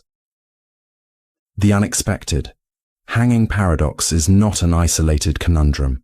It is part of a broader tapestry of philosophical and logical puzzles that invite us to question our understanding of reality. Paradoxes like Zeno's paradox of motion, the ship of Theseus, and the barber paradox all challenge our perceptions and urge us to consider the limitations of our reasoning. These paradoxes serve as mental exercises, compelling us to confront our assumptions and rethink our beliefs. They remind us that our understanding of the universe is often incomplete, shaped by the very frameworks we use to interpret it. Each paradox we encounter is a doorway to deeper inquiry, a chance to explore the boundaries of knowledge and reality as we conclude our journey through the unexpected hanging paradox. We are left with a profound sense of lingering questions. What does it mean to know? How do we navigate a world filled with unpredictability? In our quest for understanding, we must embrace uncertainty, acknowledging that our perceptions are often in the dim recesses of logical reasoning, where the boundaries of belief and understanding intertwine like shadows in a twilight forest, lies a concept that both fascinates and bewilders: Curry's paradox. This paradox, a seemingly innocuous mathematical proposition, unveils the complexity of truth, self-reference, and the very fabric of logical deduction. It beckons us to step carefully into its depths, revealing not just the paradox itself, but the profound implications it holds for our understanding of language, semantics, and perhaps even reality itself. To grasp the unsettling nature of Curry's paradox, we must first explore the foundations of logic itself. Logic, at its core, is a system of reasoning that seeks to establish valid conclusions from premises. It is governed by rules that dictate how we can infer new truths from known truths. These rules are the bedrock upon which mathematics, philosophy, and even the sciences are built. Yet, what happens when these rules collide with self-reference and ambiguity? Consider the famous liar paradox, where a statement refers to itself in a way that creates a contradiction. This statement is false. If the statement is true, then it must be false as it claims. Conversely, If it is false, then it must be true. The paradox reveals a flaw in our understanding of truth within logical systems, particularly when self-reference is involved. But Curry's paradox takes this exploration further, unsettling the very ground on which logical reasoning stands. Curry's paradox emerges from a specific type of self-referential statement. It can be encapsulated in a deceptively simple proposition. If this statement is true, then you should believe it. At first glance, this proposition appears benign, yet it holds within it a logical bombshell. If we assume that the statement is true, then the condition it sets forth, that you should believe it, must also be true. This leads us to a conclusion that the statement is not just true, but that it compels belief, creating a feedback loop that undermines the very notion of independent judgment. This paradox highlights a significant issue in the realm of self-referential statements. When belief is a factor, the lines between truth and coercion blur. How do we navigate a world where a statement can not only assert its own truth, but simultaneously demand our belief? In a sense, it interrogates the nature of belief itself. Can belief be freely given if it is demanded by the very assertion that seeks it? As we peel back the layers of Curry's paradox, we find ourselves confronting profound implications that ripple through philosophy, mathematics, and even artificial intelligence. The paradox suggests a potential inconsistency within systems of logic that accept unrestricted self-reference. It challenges our assumptions about truth, belief, and the nature of propositions. In the realm of mathematics, for example, the implications are dizzying. If we can construct statements that compel belief in their truth, what does this mean for mathematical proofs and axioms? The very foundations of mathematics rely on the certainty of axioms. If self-referential statements can undermine this certainty, how do we reconcile this with the established order of mathematical thought? The implications extend beyond mathematics into the philosophical realm, where questions of existence, ethics, and knowledge are perpetually debated. If a statement can dictate belief, what does this say about the nature of truth? Is truth a malleable construct shaped by the persuasive power of language? Or is it an immutable essence waiting to be discovered, irrespective of human belief? The unsettling nature of Curry's paradox finds echoes in the real world, particularly in the fields of communication, politics, and artificial intelligence. In communication, the power of persuasion often hinges on the ability to construct statements that compel belief. Politicians and leaders frequently employ rhetoric that resonates with self-referential qualities. They assert their own credibility or the truth of their claims in ways that create compelling narratives. But what happens when belief is manipulated? When truth becomes a tool rather than a foundation? Artificial intelligence brings another layer of complexity to the discussion of Curry's paradox. As machines become more adept at processing language and understanding context, how do we ensure that they navigate the labyrinth of self-reference and paradox? If an AI encounters a statement that mirrors the structure of Curry's paradox, how will it interpret the demand for belief? This intersection of logic and technology raises questions about the future of decision-making and the autonomy of machines.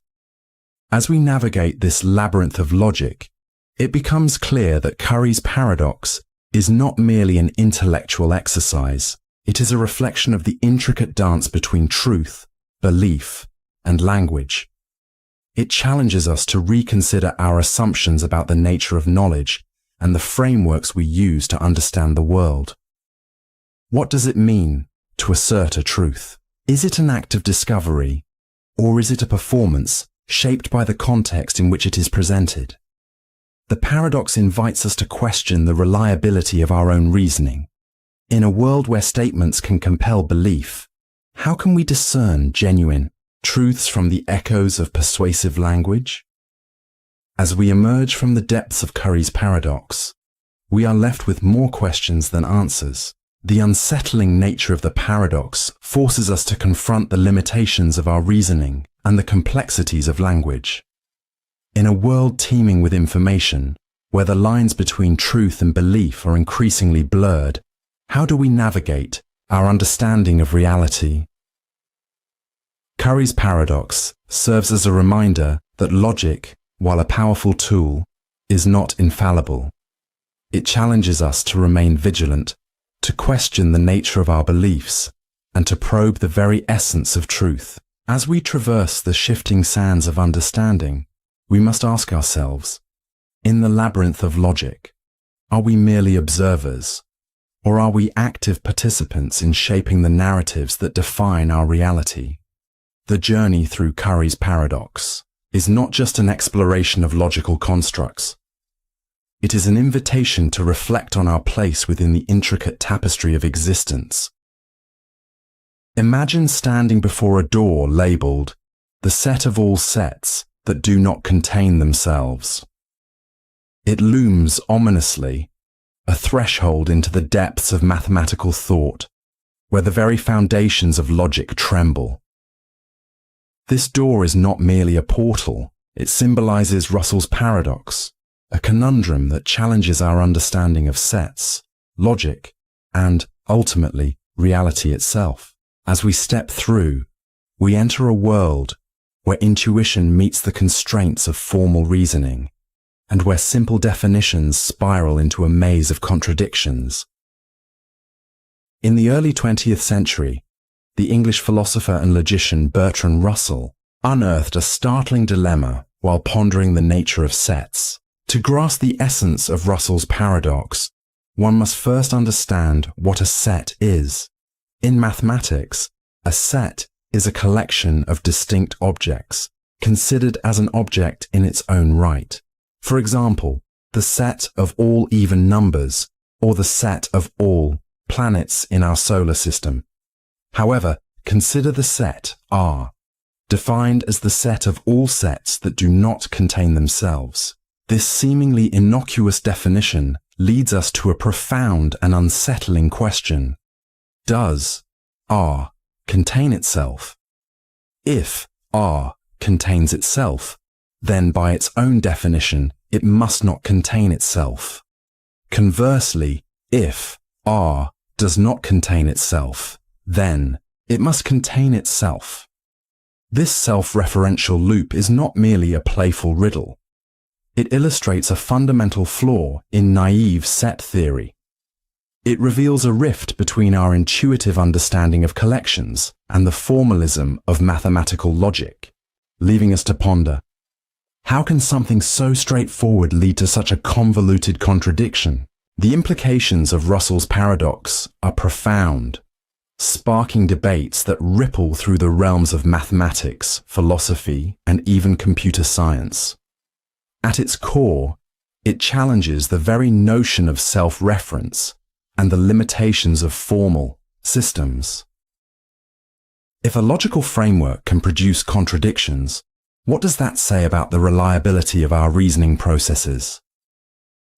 The paradox prompted mathematicians and logicians to reconsider the foundations of set theory. In response, the development of axiomatic set theories, such as Zermelo-Fraenkel set theory, ZF, emerged. These frameworks impose restrictions to avoid such contradictions. For instance, they separate sets into different categories, ensuring that self-referential sets are excluded from consideration. Yet even within these structured systems, the shadow of Russell's paradox looms, questioning the completeness and consistency of mathematical truth.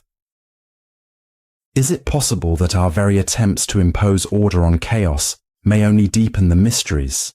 As we delve deeper into logical systems, do we risk entangling ourselves further in the web of paradoxes? Russell's paradox also extends its reach into the philosophical domain, prompting us to consider the implications of self-reference and the nature of truth. Can something that is true in one context become false in another? This notion echoes through the works of philosophers like Ludwig Wittgenstein, who explored language and meaning, suggesting that the limits of our language are the limits of our world. As we traverse this intellectual landscape, we encounter the concept of the liar paradox, which states, this statement is false. If the statement is true, then it must be false, and vice versa. Such paradoxes challenge our understanding of truth and reference, leaving us to wonder, what is the nature of reality if our very language can lead us astray? This interplay between logic, language, and reality raises unsettling questions about the constructs we take for granted. Are the contradictions we encounter mere artifacts of our language, or do they reveal deeper truths about the universe's nature? While Russell's paradox may seem abstract, its implications resonate in various real-world contexts. In computer science, for instance, the principles derived from set theory influence database design, programming languages, and the foundation of algorithms. Set theory provides the backbone for organizing and managing data. Yet the paradox reminds us that care must be taken to avoid circular definitions that could lead to computational errors. In artificial intelligence, self-reference is a critical consideration. As machines learn and adapt, they must navigate the intricate landscapes of logic and reasoning. The lessons drawn from Russell's paradox serve as cautionary tales, guiding developers to create systems that avoid the pitfalls of self-reference. As we push the boundaries of artificial intelligence, we must ask ourselves, can we create an intelligence that understands the constraints of its own reasoning? Moreover, the paradox reverberates through the realm of ethics and decision-making. In a world where decisions often rely on categorization, the implications of self-referential definitions can create moral dilemmas. How do we categorize actions that reflect on themselves, and what ethical frameworks can guide us through the complexities of self-reference in human behavior? As we step back from the labyrinth of Russell's paradox, we are left with a lingering sense of uncertainty. Knowledge, it seems, is not a straightforward accumulation of facts, but a complex interplay of definitions, contexts, and frameworks. The paradox challenges us to question the very nature of knowledge itself. What does it mean to know something if our understanding is fraught with contradictions? The paradox invites us to consider the limitations of our reasoning.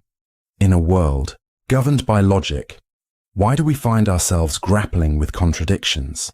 Perhaps it is a reflection of the inherent complexity of existence, a reminder that the universe is not always comprehensible through the lens of human logic.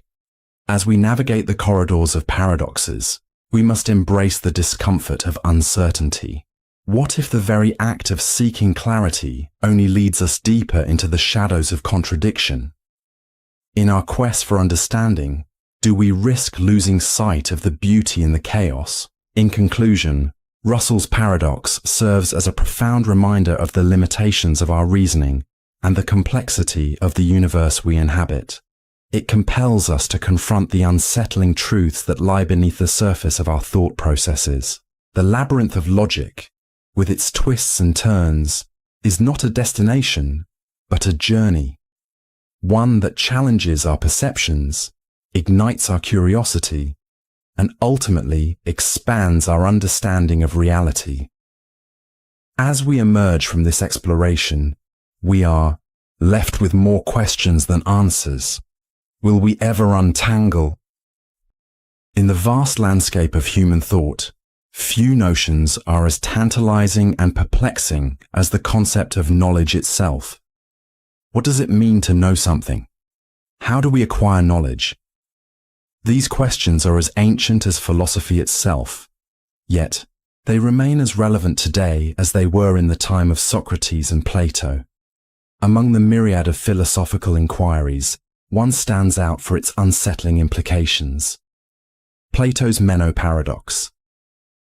Meno, a dialogue written by Plato, presents us with a predicament that pits knowledge against ignorance in a way that forces us to reconsider our understanding of learning. The dialogue begins with a simple question from Meno. Can you tell me, Socrates, whether virtue is taught, or is it not, or is it both? What unfolds is an exploration of knowledge that leads to a compelling paradox. If we know what we are searching for, we would not need to seek it. And if we do not know what we are searching for, how would we recognize it when we find it? This paradox plunges us into a labyrinth of epistemological inquiry, questioning the very foundation upon which our understanding of learning is built. At the heart of Meno's dilemma lies the distinction between two types of knowledge, knowing and not knowing. The paradox suggests that true knowledge is elusive, and the process of learning itself becomes a haunting enigma. How could we possibly learn anything if we don't already know what we seek? Conversely, if we do know what we seek, why do we need to search for it in the first place? This conundrum raises unsettling questions about our cognitive abilities and the nature of our existence. To grasp the implications of Meno's paradox, one must first confront the deeper philosophical underpinnings of knowledge. Consider the idea of innate knowledge, a concept that Plato suggests in the dialogue through his theory of recollection.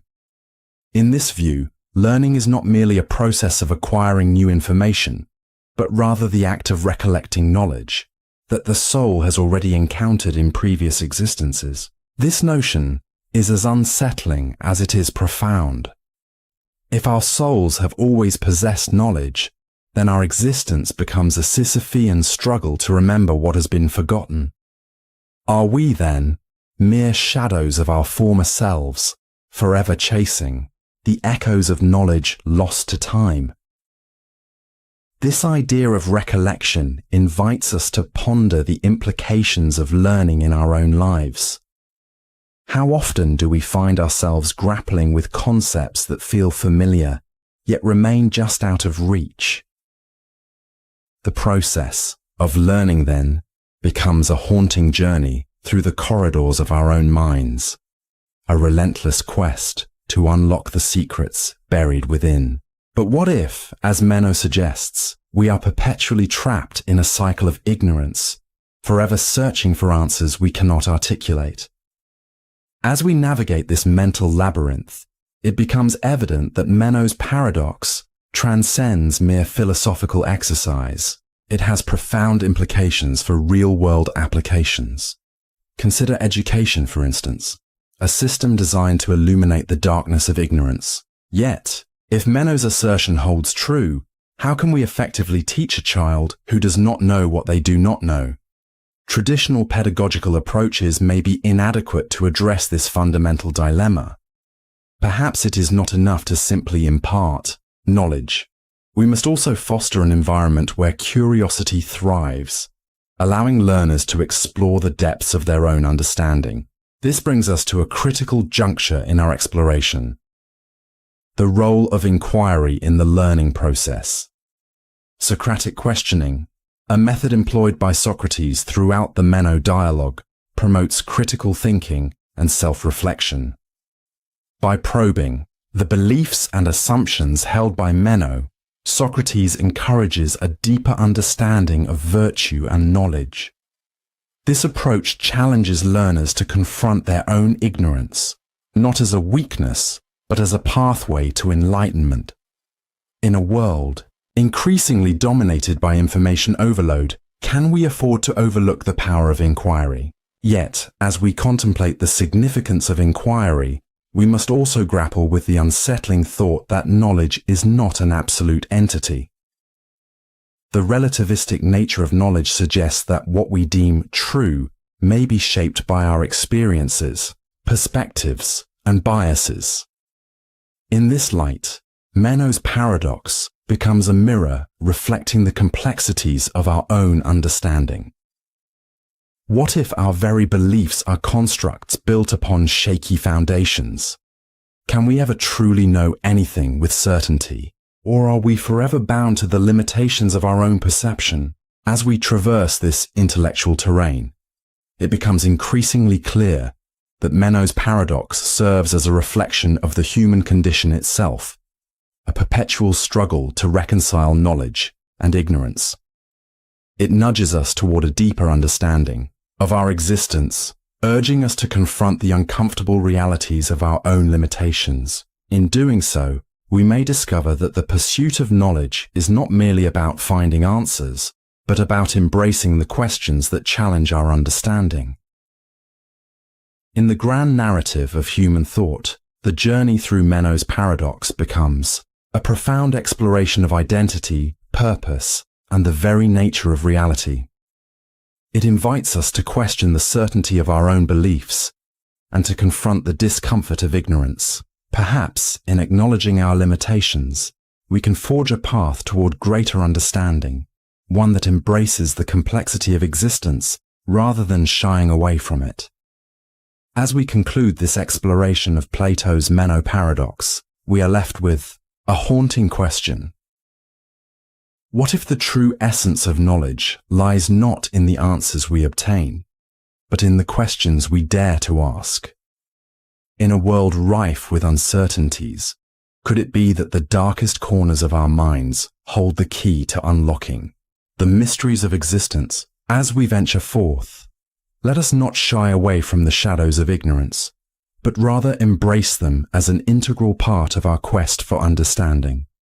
The labyrinth of knowledge awaits, and within its depths lies the potential for transformation and enlightenment.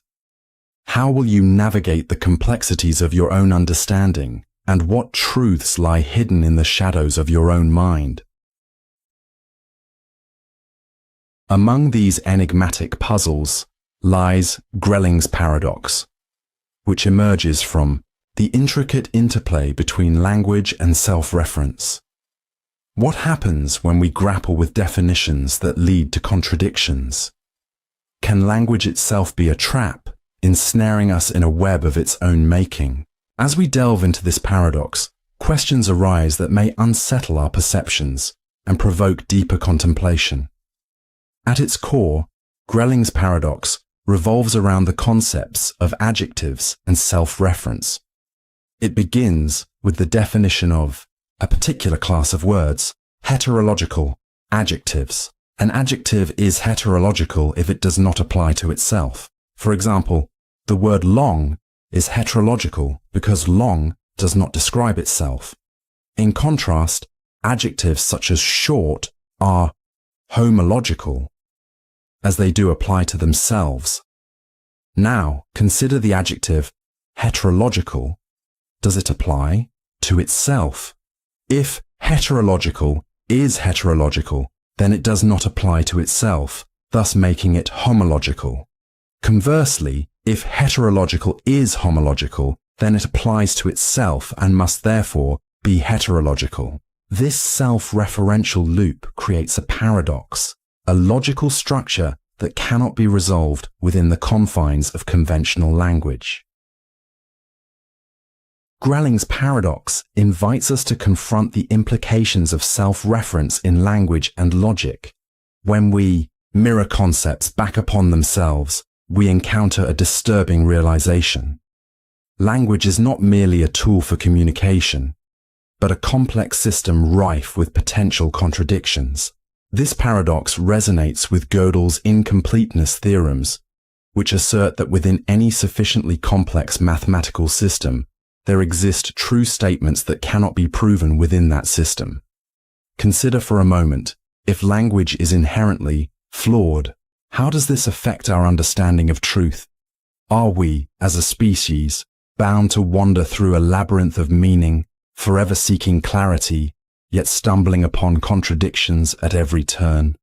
This unsettling idea leads us to ponder the very nature of reality itself. As we navigate our daily existence, the implications of Grelling's paradox extend beyond the confines of academia. Language shapes our thoughts, our interactions, and ultimately, our perception of reality. When we label something, be it a person, an idea, or an object, we are, in essence, constructing a framework through which we interpret the world. But what happens when our labels fail us? Take the term normal, for instance. In a society that celebrates diversity, what constitutes normalcy? Is the act of defining normal itself a heterological adjective? If so, does our pursuit of normalcy lead to exclusion and misunderstanding? In this light, Grelling's paradox becomes a mirror reflecting our societal constructs, inviting us to question the labels we apply to ourselves and others. The implications of Grelling's paradox extend into the realms of philosophy and mathematics, where self-reference can yield profound insights. In philosophy, discussions of meaning often grapple with the limitations of language. Can we ever articulate the fullness of human experience without falling into paradox? This question challenges philosophers to reconsider the foundations of meaning and communication. In mathematics, self-reference plays a crucial role in the study of formal systems. Grelling's paradox aligns with the discoveries of mathematicians like Kurt Gödel, who showed that certain mathematical statements, much like self-referential adjectives, cannot be resolved within their systems. This realization fundamentally alters our approach to understanding mathematics, urging us to acknowledge the limits of our logical frameworks. While Grelling's paradox invites intellectual exploration, it also casts a shadow over our understanding of reality. The unsettling nature of paradoxes forces us to confront the limitations of our reasoning. If self-reference can lead to contradictions, in language and logic, can we trust our perceptions of the world? This line of questioning brings us to the crux of existential inquiry. What does it mean to know? Can we ever escape the labyrinth of our own making? As we probe deeper into the nature of truth, we confront the possibility that our understanding is but a fragile construct, susceptible to the very flaws we seek to overcome. Grelling's paradox is but one of many paradoxes that inhabit the philosophical, our landscape. Consider the Arlia paradox, where a statement refers to itself in a manner that leads to contradiction. Such paradoxes challenge our logical frameworks, urging us to confront the limitations of our reasoning. Yet, as we explore these mental mazes, we must also recognize the beauty that lies within their complexity. Paradoxes compel us to think critically, to question our assumptions, and to engage with the world in a more nuanced manner. They serve as reminders that the pursuit of knowledge is fraught with uncertainty, and that truth may not always be as straightforward as we desire. As we navigate the complexities of Grelling's paradox and its implications, we are led to question the very nature of clarity itself. Can we ever achieve a complete understanding of language, logic, and reality? Or are we destined to wander through a labyrinth, grappling with contradictions and seeking meaning amidst the chaos? In this pursuit, we may find that the questions we ask are often more significant than the answers we seek. The journey through paradox invites us to embrace uncertainty, to cultivate curiosity, and to recognize the limitations of our understanding. Perhaps it is in the very act of questioning that we discover the richness of existence, a tapestry woven with threads of complexity, ambiguity, and paradox. As we conclude our exploration of Grelling's paradox, we are left with a profound realization. The pursuit of understanding is a journey fraught with paradoxes. Language, logic, and reality intertwine in ways that challenge our perceptions and provoke deep reflection. In a world where definitions can ensnare us, where self-reference can lead to contradiction, we must navigate with caution. Yet within the shadows of uncertainty lies the potential for growth and insight. In the shadowy corridors of philosophy, where the mind dances along the precipice of reason and absurdity, one paradox stands as a testament to the complexities of belief and assertion. More's paradox. This philosophical puzzle, named after the British philosopher G.E. Moore, beckons us to examine the intricate relationship between what we believe and what we claim to be true. At its core, More's paradox challenges our understanding of knowledge, belief, and the very fabric of rational discourse. How can one assert something that contradicts their own beliefs? What does this say about the nature of truth? To grasp the essence of More's paradox, we must first disentangle its components. The paradox is typically illustrated through a simple, yet profound assertion: "It is raining, but I do not believe that it is raining." At a glance, this statement seems innocuous, perhaps even trivial.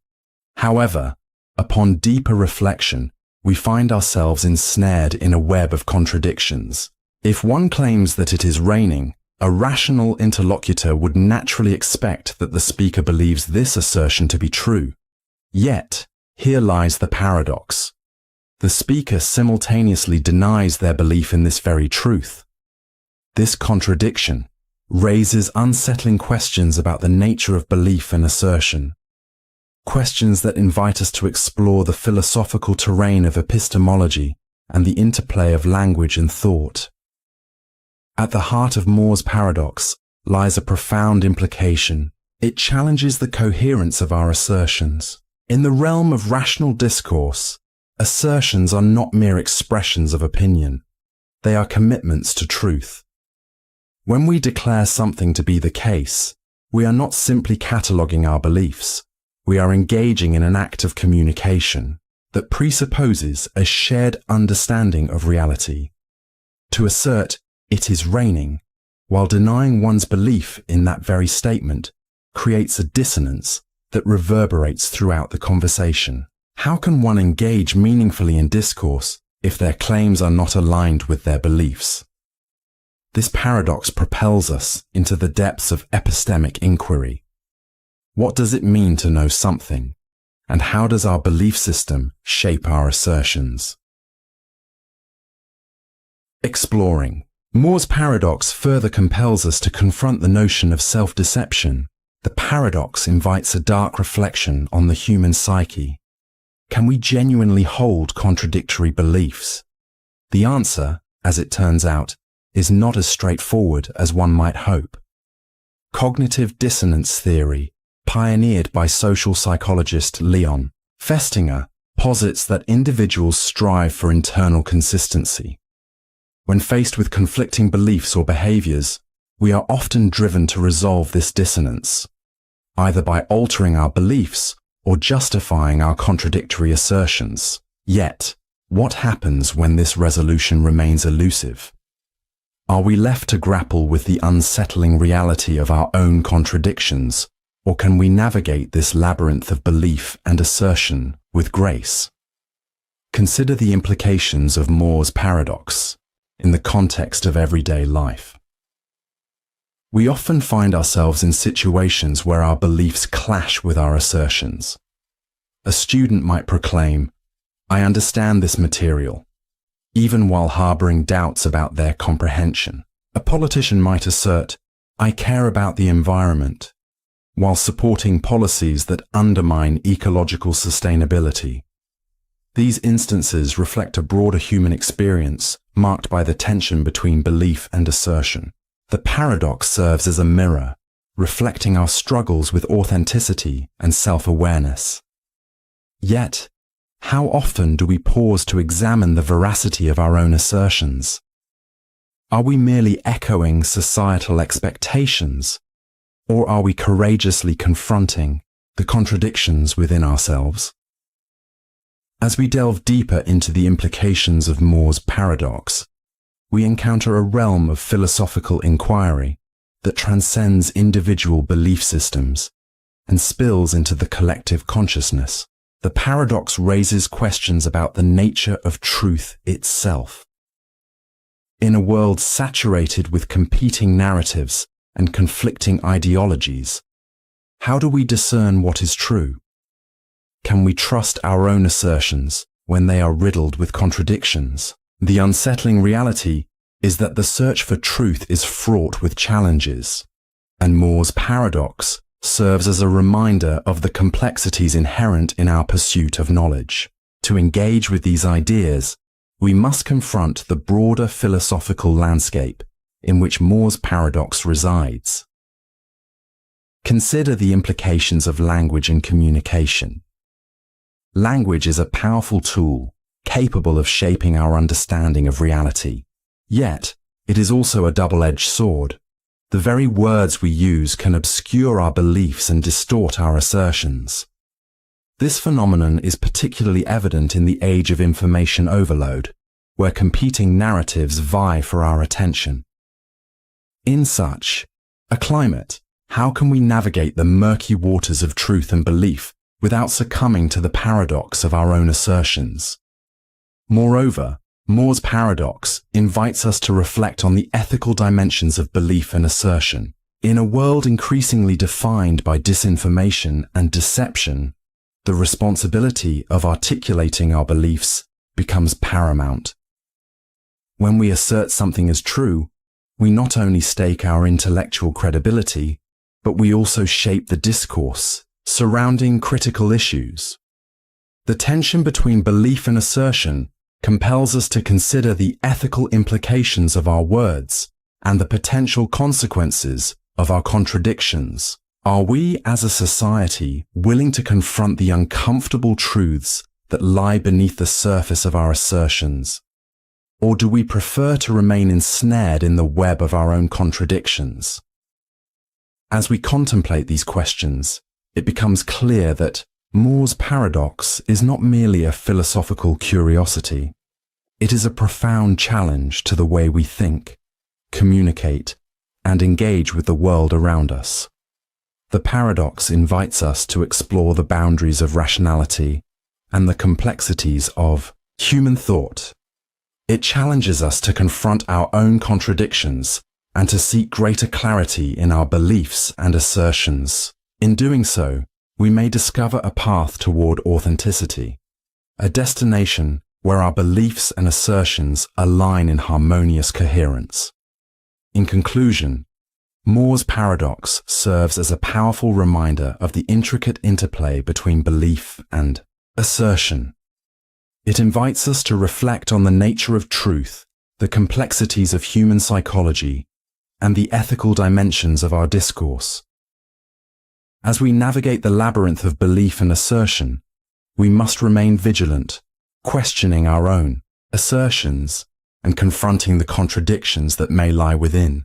The journey through More's paradox is not merely an intellectual exercise. It is a profound exploration of our humanity, an invitation to engage with the unsettling truths that define our existence. How will you reconcile your beliefs with your assertions? What truths lie hidden within the shadows of your own contradictions? The answers may lead you down a path of self-discovery. In the realm of philosophical quandaries and thought experiments, few scenarios generate as much intrigue and discomfort as Newcomb's paradox. This seemingly simple game pits the intuition of human decision-making against the cold, calculated predictions of a hypothetical superintelligence. At first glance, it appears to be merely a game of choice, but as we delve deeper, it challenges our understanding of free will, determinism, and the very nature of knowledge itself. What if your choices were not entirely your own? What if, in the grand tapestry of fate, your decisions were mere threads woven by an unseen hand? Imagine you are presented with two boxes, Box A and Box B.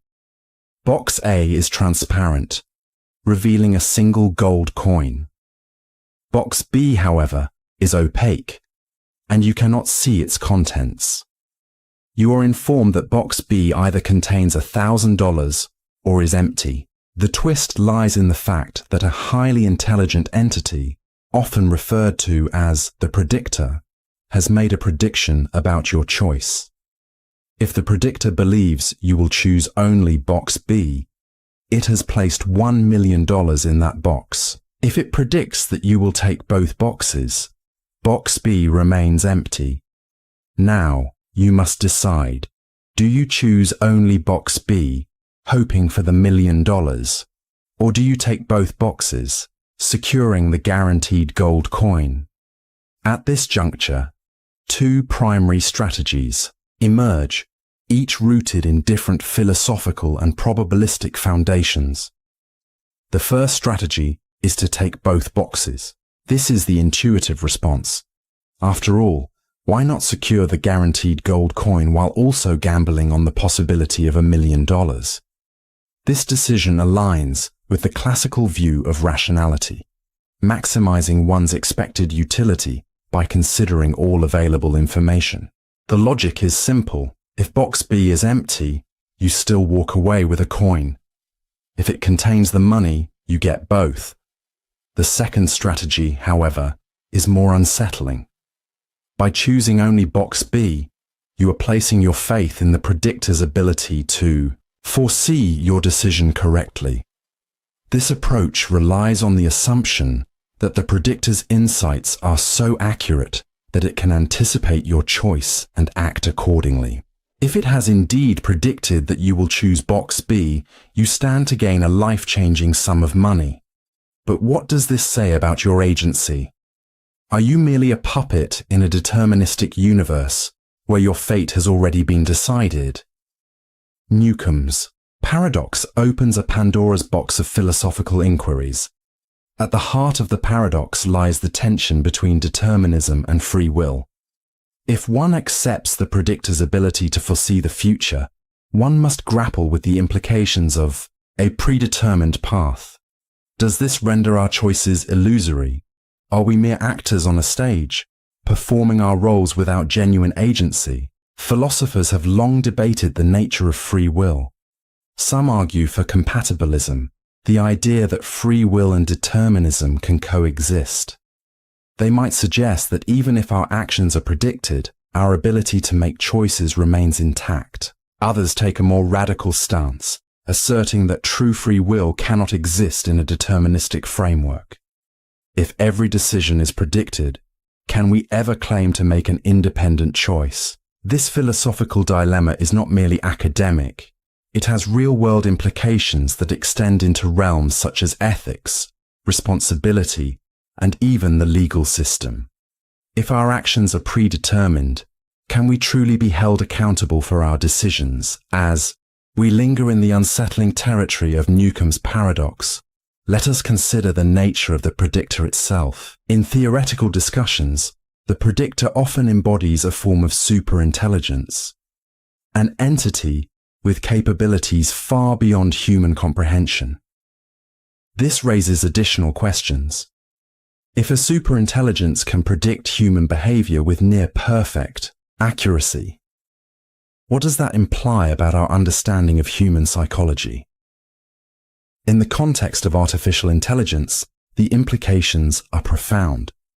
If machines can predict our decisions, how will that influence our autonomy? Will we begin to act in accordance with what we think the machines expect of us, potentially leading to a self-fulfilling prophecy? This phenomenon is known as the observer effect in quantum physics, where the act of observation can influence the outcome. Are we unwittingly participating in a similar cycle of prediction and performance? Beyond the philosophical implications, Newcomb's paradox offers valuable insights into decision-making processes in uncertain environments. Consider the world of economics, where market predictions often guide investment strategies. Investors frequently find themselves at a crossroads, weighing the potential outcomes of their decisions against the predictions of market analysts. In such cases, the interplay between intuition and data can lead to significant financial ramifications. Moreover, consider the realm of psychology, where cognitive biases can skew our decision-making abilities. Behavioral economists have shown that people often resort to heuristics, mental shortcuts that simplify decision-making, rather than engaging in complex calculations. The paradox serves as a reminder of the importance of reflective thinking in our choices, urging us to question whether we are being led by our instincts or by reasoned analysis. As we traverse the labyrinthine corridors of Newcomb's paradox, the stakes appear to rise. The implications of our choices stretch far beyond a simple game of boxes.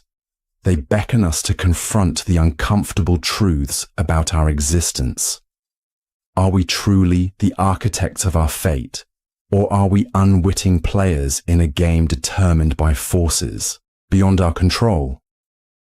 Ultimately, the paradox invites us to reflect on our beliefs about knowledge, prediction, and choice. Will you choose only box B, surrendering to the allure of a future foretold? Or will you seize both boxes, asserting your autonomy in a world where certainty is an illusion? The choice, it seems, is yours to make. But as you ponder your decision, a lingering question remains. What if the act of choosing itself is the greatest illusion of all? In a world where the boundaries of knowledge and uncertainty blur, Newcomb's paradox serves not only as a thought experiment, but as a profound reflection of the human condition. The choices we make may resonate far beyond the immediate moment, echoing into the vast, uncertain tapestry. In the realm of probability and decision theory, few concepts evoke as much intrigue as the St. Petersburg paradox. This seemingly innocuous game of chance, formulated by Daniel Bernoulli in 1738, serves as a fertile ground for examining the depths of human rationality, the nature of value, and the perplexing intersection between mathematics and psychology. As we embark on this intellectual journey, prepare to confront unsettling questions. What does it mean to value a wager? How do we reconcile our instincts with mathematical reasoning? And most disturbingly, what does this paradox reveal about our understanding of risk and reward in an uncertain world? This stark dissonance between expected value and actual willingness to pay introduces us to the core of the paradox. Why do rational individuals, endowed with the capacity to calculate probabilities, consistently undervalue the game? The answer lies in the concept of utility, a term that encapsulates the subjective value that individuals ascribe to their wealth and the associated risks. Bernoulli proposed that individuals do not derive satisfaction simply from wealth itself, but rather from the utility of that wealth. The utility function, which represents how much satisfaction one derives from money, tends to be concave. This means that as one's wealth increases, the incremental utility gained from additional wealth diminishes. In simpler terms, $1 million is not 10 times as valuable to you as $100,000. It is significantly less because of the diminishing returns of utility. This revelation shifts our perspective on the paradox. While the infinite expected value suggests that one should be willing to stake any amount, the reality of human psychology and utility functions tells a different story. As individuals, we seek to maximize our utility rather than our expected monetary value. The St. Petersburg paradox serves as a lens, revealing the conflict between mathematical abstractions and real-life decision-making processes. The implications of the St. Petersburg paradox extend far beyond a simple coin toss. They beckon us to reconsider the very foundations of economic theory and the assumptions underlying rational behavior. If humans are not always rational actors, how do we model decision-making in uncertain environments? This paradox has implications for various fields, including economics, finance, and behavioral science. In finance, for instance, the concept of risk aversion, how much risk an investor is willing to accept for potential reward, can be understood through the lens of utility. investors often prefer safer investments with lower expected returns over high-risk assets with higher expected returns because they derive more satisfaction from the certainty of lesser gains than from the anxiety of uncertain, potentially larger rewards. Moreover, the St. Petersburg paradox has compelled researchers to explore alternative decision-making frameworks, leading to the development of prospect theory by Daniel Kahneman and Amos Tversky in the late 20th century. This groundbreaking theory posits that people evaluate potential losses and gains differently, leading to inconsistent risk preferences. For instance, individuals often exhibit loss aversion, where the pain of losing is psychologically more significant than the pleasure of gaining the same amount. This insight has reshaped our understanding of human behavior, paving the way for a more nuanced view of economics that accounts for psychological factors and cognitive biases. Yet as we delve deeper into the implications of the St. Petersburg paradox, we must confront darker questions about our relationship with risk and reward. What happens when individuals ignore rational calculations in favor of emotional impulses? The paradox invites us to reflect on real-world scenarios where irrationality reigns. Think of gambling addiction, speculative bubbles, or the allure of high-stakes investments. In these situations, the allure of potential winnings can overshadow the rational assessment of risk. The St. Petersburg paradox serves as a cautionary tale, illustrating that our decision-making processes can lead us down treacherous paths when we prioritize the thrill of potential reward over rational judgment. Consider the story of an investor who, emboldened by tales of others striking it rich in the stock market, pours their life savings into a volatile cryptocurrency.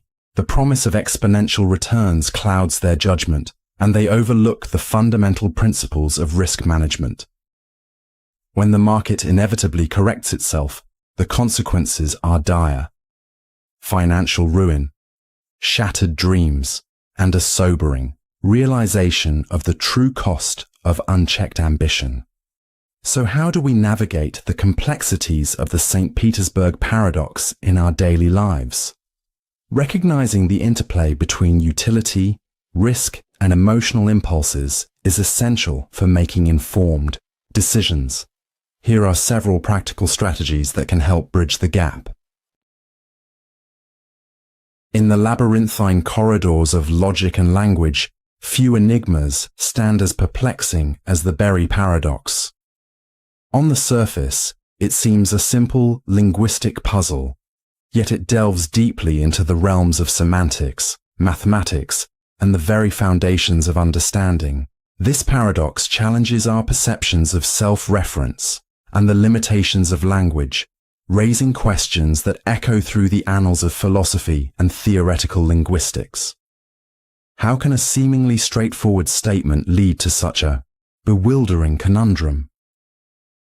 To navigate this intellectual maze, we must first unravel the components of the berry paradox. It begins with a seemingly innocuous definition: the smallest natural number not definable in fewer than 11 words. First glance, this definition appears harmless, perhaps even trivial. However, as we probe deeper, we encounter a disconcerting realization. If the number in question can be defined as the smallest natural number not definable in fewer than 11 words, we find ourselves in a self-referential loop that negates the original premise. This paradox emerges from the interplay between language and numerical representation. It forces us to confront the limitations of language itself. Can we truly encapsulate the essence of a concept without inadvertently creating contradictions? The berry paradox exemplifies how language can become an unwieldy beast, where definitions can simultaneously clarify and obscure meaning. As we reflect on this, we must ask ourselves, what are the implications of our reliance on language to define reality? Definitions serve as the scaffolding upon which we build our understanding of the world. They provide clarity, structure, and a shared vocabulary that allows for communication and comprehension.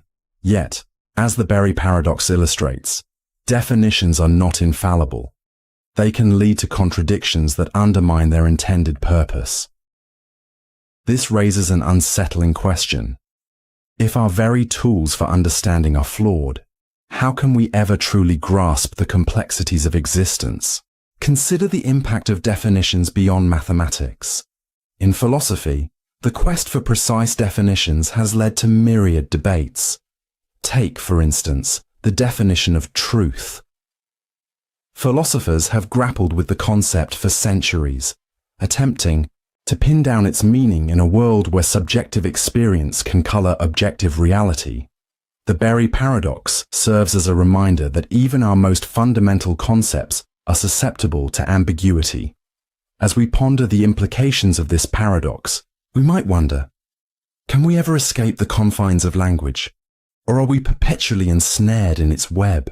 The exploration of such questions can lead us down a path of existential inquiry that challenges the very nature of our understanding. The Berry paradox is not an isolated incident. It is part of a broader category of self-referential statements that can lead to logical inconsistencies. In the realm of formal systems, this phenomenon came to prominence through the work of mathematician Kurt Gödel. His incompleteness theorems revealed that within any consistent formal system, there are statements that cannot be proven true or false. This revelation shattered the notion of complete mathematical certainty, exposing the limitations of human logic and reasoning. Gödel's work forces us to confront a disturbing reality.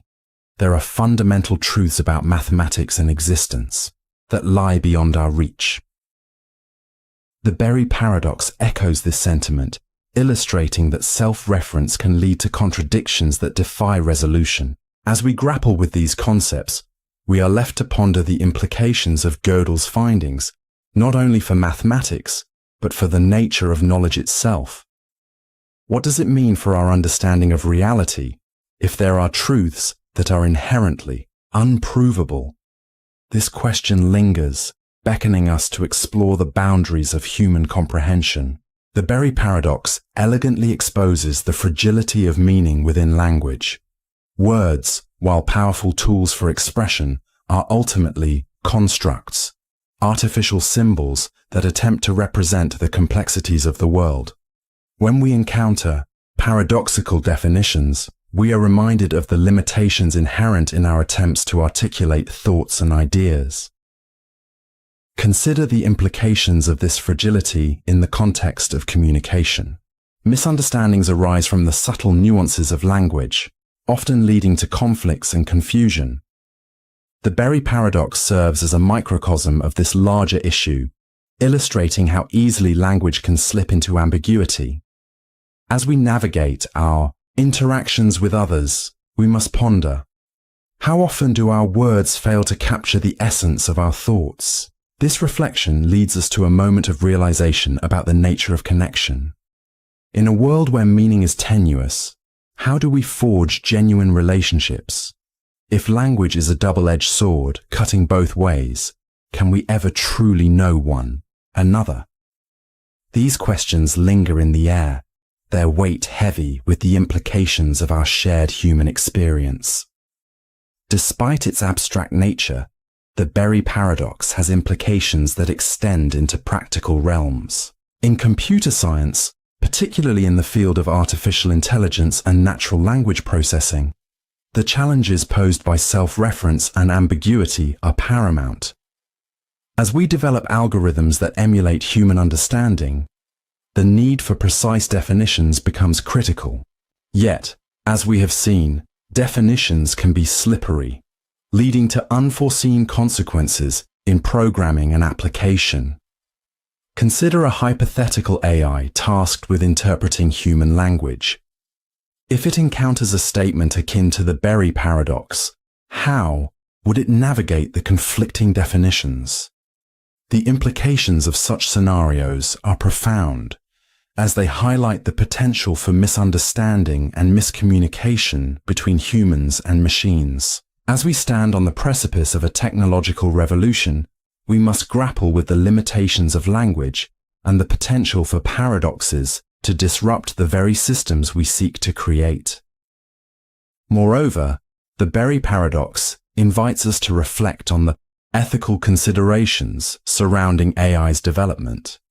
If machines are to comprehend human language, they must grapple with the same ambiguities that plague our communication. This raises an unsettling question. Can we trust machines to interpret meaning when even we struggle to achieve clarity? As we venture into this uncharted territory, the spectre of the Berry paradox looms large, a reminder of the complexities we must navigate. As we traverse the landscape of the Berry paradox, we are left with more questions than answers. This exploration of self-reference, language, and the limits of understanding serves as a testament to the intricate. In the vast landscape of philosophy and logic, few concepts twist the mind as profoundly as Quine's paradox. Named after the American philosopher W.V.O. Quine, this paradox is not merely an academic curiosity, it is a doorway into the intricate relationship between language, meaning, and truth. As we embark on this exploration, prepare to navigate the unsettling terrain where language fails us, and where the very foundations of our understanding are called into question. At its core, Quine's paradox can be distilled into an examination of self-reference and definitional circularity. It arises when we consider statements that refer to themselves in a way that leads to logical inconsistencies. To illustrate, consider the statement: the following sentence is false. The preceding sentence is true. Here, we find ourselves trapped in a loop of contradictions, a recursive dance that challenges our comprehension of truth itself. This paradox is deeply rooted in the philosophy of language, a field that grapples with how words and sentences relate to the world and each other. Quine argued that our understanding of meaning is not fixed, but is instead fluid, shaped by the interplay of language and experience. Thus, when we attempt to define a term by using the term itself, we encounter a fundamental instability. What does it mean for something to be true when our definitions can lead us to contradictory conclusions? Quine's exploration of language and logic culminated in his rejection of the distinction between analytic truths, statements true by virtue of their meaning, and synthetic truths, statements true by virtue of how they relate to the world.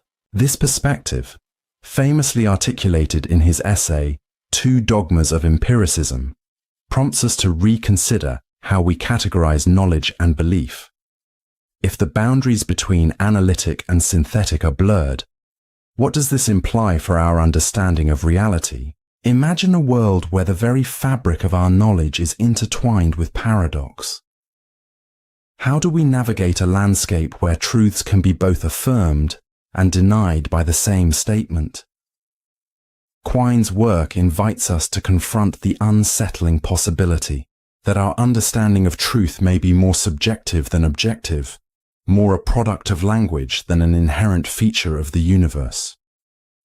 As we delve deeper, we encounter the unsettling notion that language itself may be inadequate in capturing the complexities of the world. Consider the word bachelor. It denotes an unmarried man, yet this definition is contingent upon societal norms and linguistic conventions. What happens when those norms shift? The term's meaning becomes unstable, illustrating how our grasp of reality can be influenced by the very words we use to describe it. Quine's paradox stands as a testament to the power and peril of self-reference. The paradox invites us to contemplate how self-referential statements can lead to a breakdown in meaning, Consider the statement. This statement is false. If it is true, then it must be false. But if it is false, then it must be true. Here, we find ourselves in a mental quagmire, where logical reasoning collapses under the weight of self-reference. This phenomenon can also be observed in the realm of mathematics with Russell's paradox, which challenges the foundations of set theory. In essence, it reveals that a set cannot contain itself without leading to contradictions. Such paradoxes raise profound questions about the nature of mathematical truths and the systems we use to derive them. If our fundamental axioms can give rise to contradictions, what confidence can we have in the entire edifice of mathematics? Quine's paradox thus serves as a cautionary tale, urging us to tread carefully in our exploration of self-reference and linguistic structure. Can we confidently assert the truth of our statements when they can so easily entangle themselves in contradictions? How do we discern meaning in a world where language can lead us astray? While Quine's paradox is rooted in philosophical inquiry, its implications extend far beyond the ivory tower. In fields such as computer science and artificial intelligence, the challenges posed by self-reference and definitional circularity are ever present. Consider the realm of programming languages, where recursive functions must be crafted with care to avoid infinite loops. In designing algorithms, coders must grapple with the boundaries of language and meaning, ensuring that their creations do not fall prey to the paradoxes that haunt our understanding of logic. Moreover, in the context of artificial intelligence, the question of how machines understand language becomes paramount. As AI systems strive to process and generate human language, they must navigate the intricacies of self-reference and ambiguity. The challenge lies not only in constructing coherent responses, but also in ensuring that these systems do not stumble into the traps laid by paradox. How much can we trust AI to interpret our intentions when language itself is fraught with ambiguity?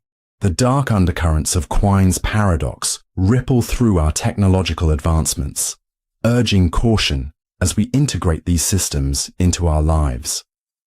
As we reflect on Quine's paradox and its implications, we are left with more questions than answers. The paradox forces us to confront the unsettling reality that our understanding of truth, meaning, and knowledge may be more fragile than we wish to admit. Language, a tool we often take for granted, becomes a labyrinth in which we can easily lose our way.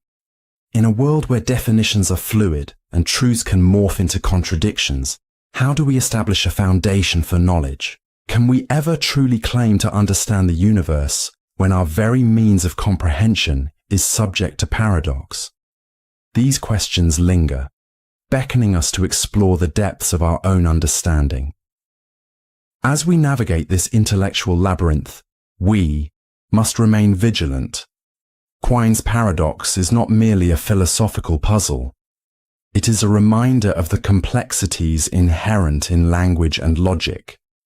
It challenges us to reconsider our assumptions, urging us to seek clarity in a world where certainty is an illusion. In conclusion, Quine's paradox serves as a profound exploration of language, logic, and the nature of truth. It invites us to confront the unsettling realities of self-reference and definitional circularity, challenging our perceptions of knowledge and understanding. As we grapple with the implications of this paradox, we must remain open to the complexities that lie beneath the surface of our language, our journey through the labyrinth of Quine's power.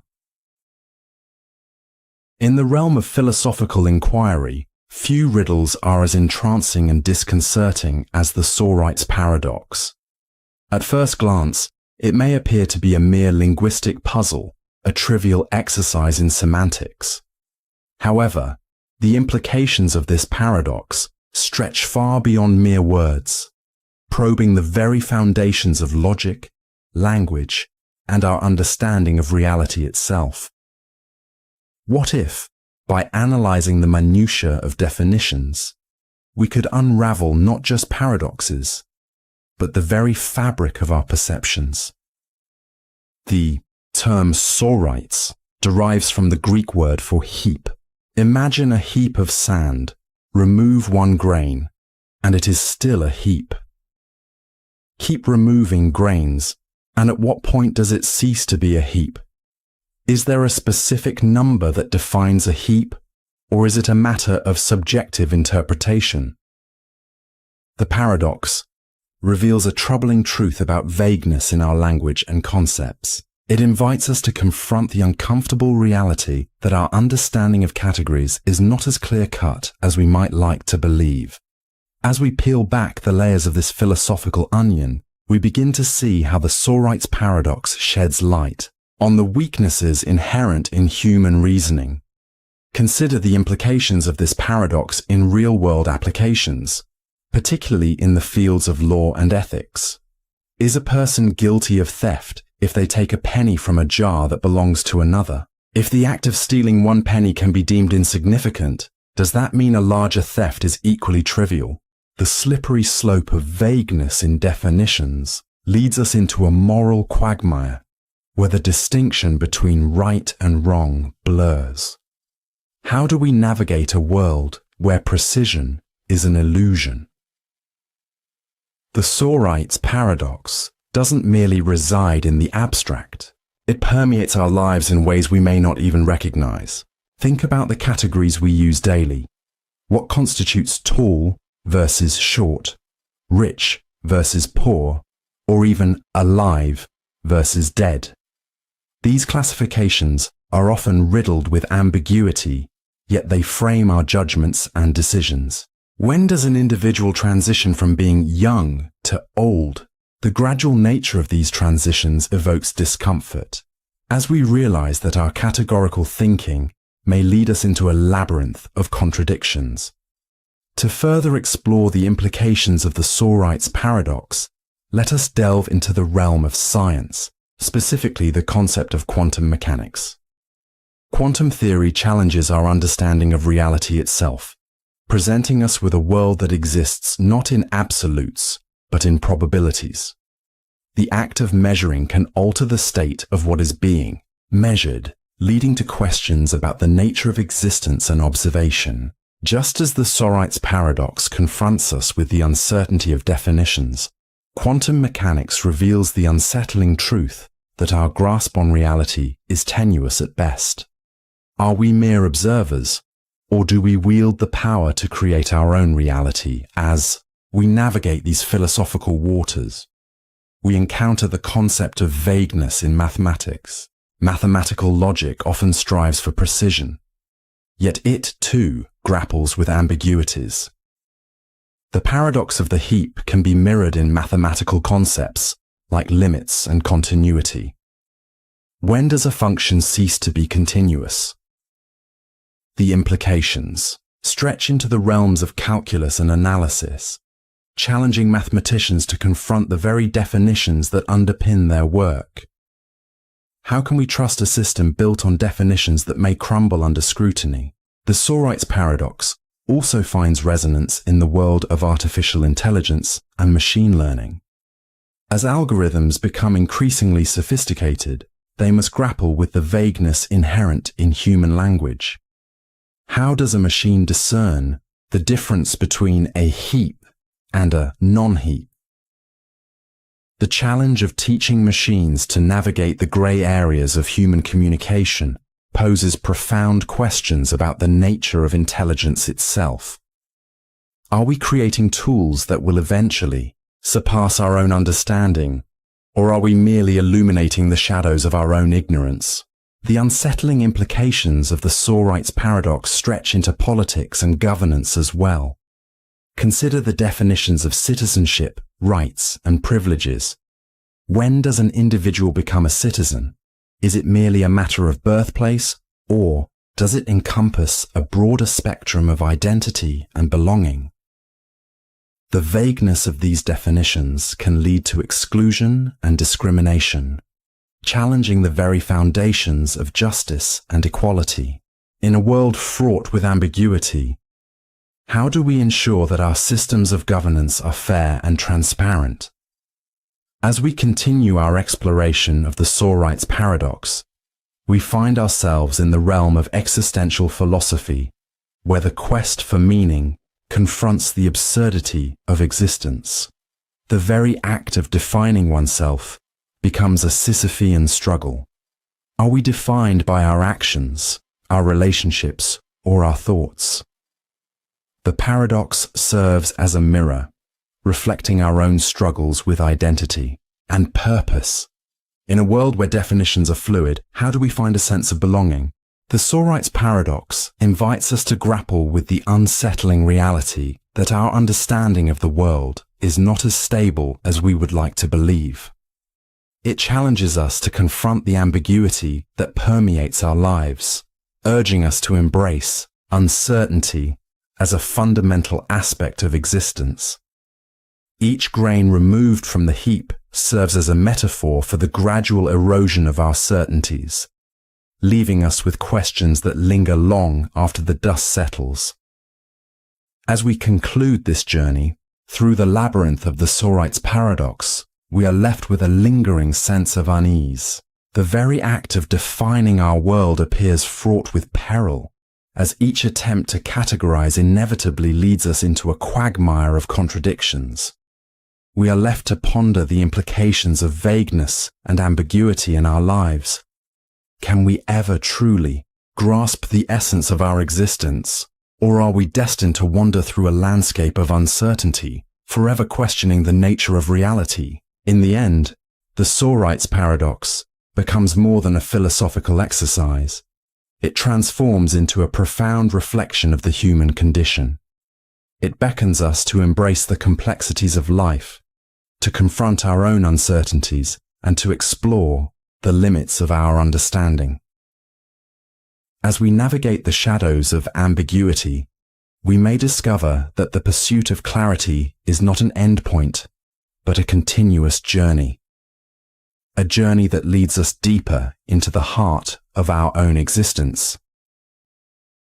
In the realm of mathematics and philosophy, there exists a paradox that challenges our very understanding of dimensions, volume, and infinity. Gabriel's horn, or Torricelli's trumpet. This geometric figure, while simple in its construction, unveils a landscape of thought that is both unsettling and profoundly thought-provoking. As we embark on this exploration, we will navigate through the intricate layers of this paradox, peeling back the curtain on infinity, surface area, and the limitations of our perceptions. This contradiction invites us to ponder deeply. How can something that occupies a limited space possess an infinite boundary? The answer, rooted in the complexities of calculus, emerges from the concepts of limits and integrals, yet it leaves us with more questions than answers. The simplifications lead us to an infinite result. Thus, we stand before a monumental realization. While the horn can hold a finite amount of liquid, the surface that contains it stretches out into infinity.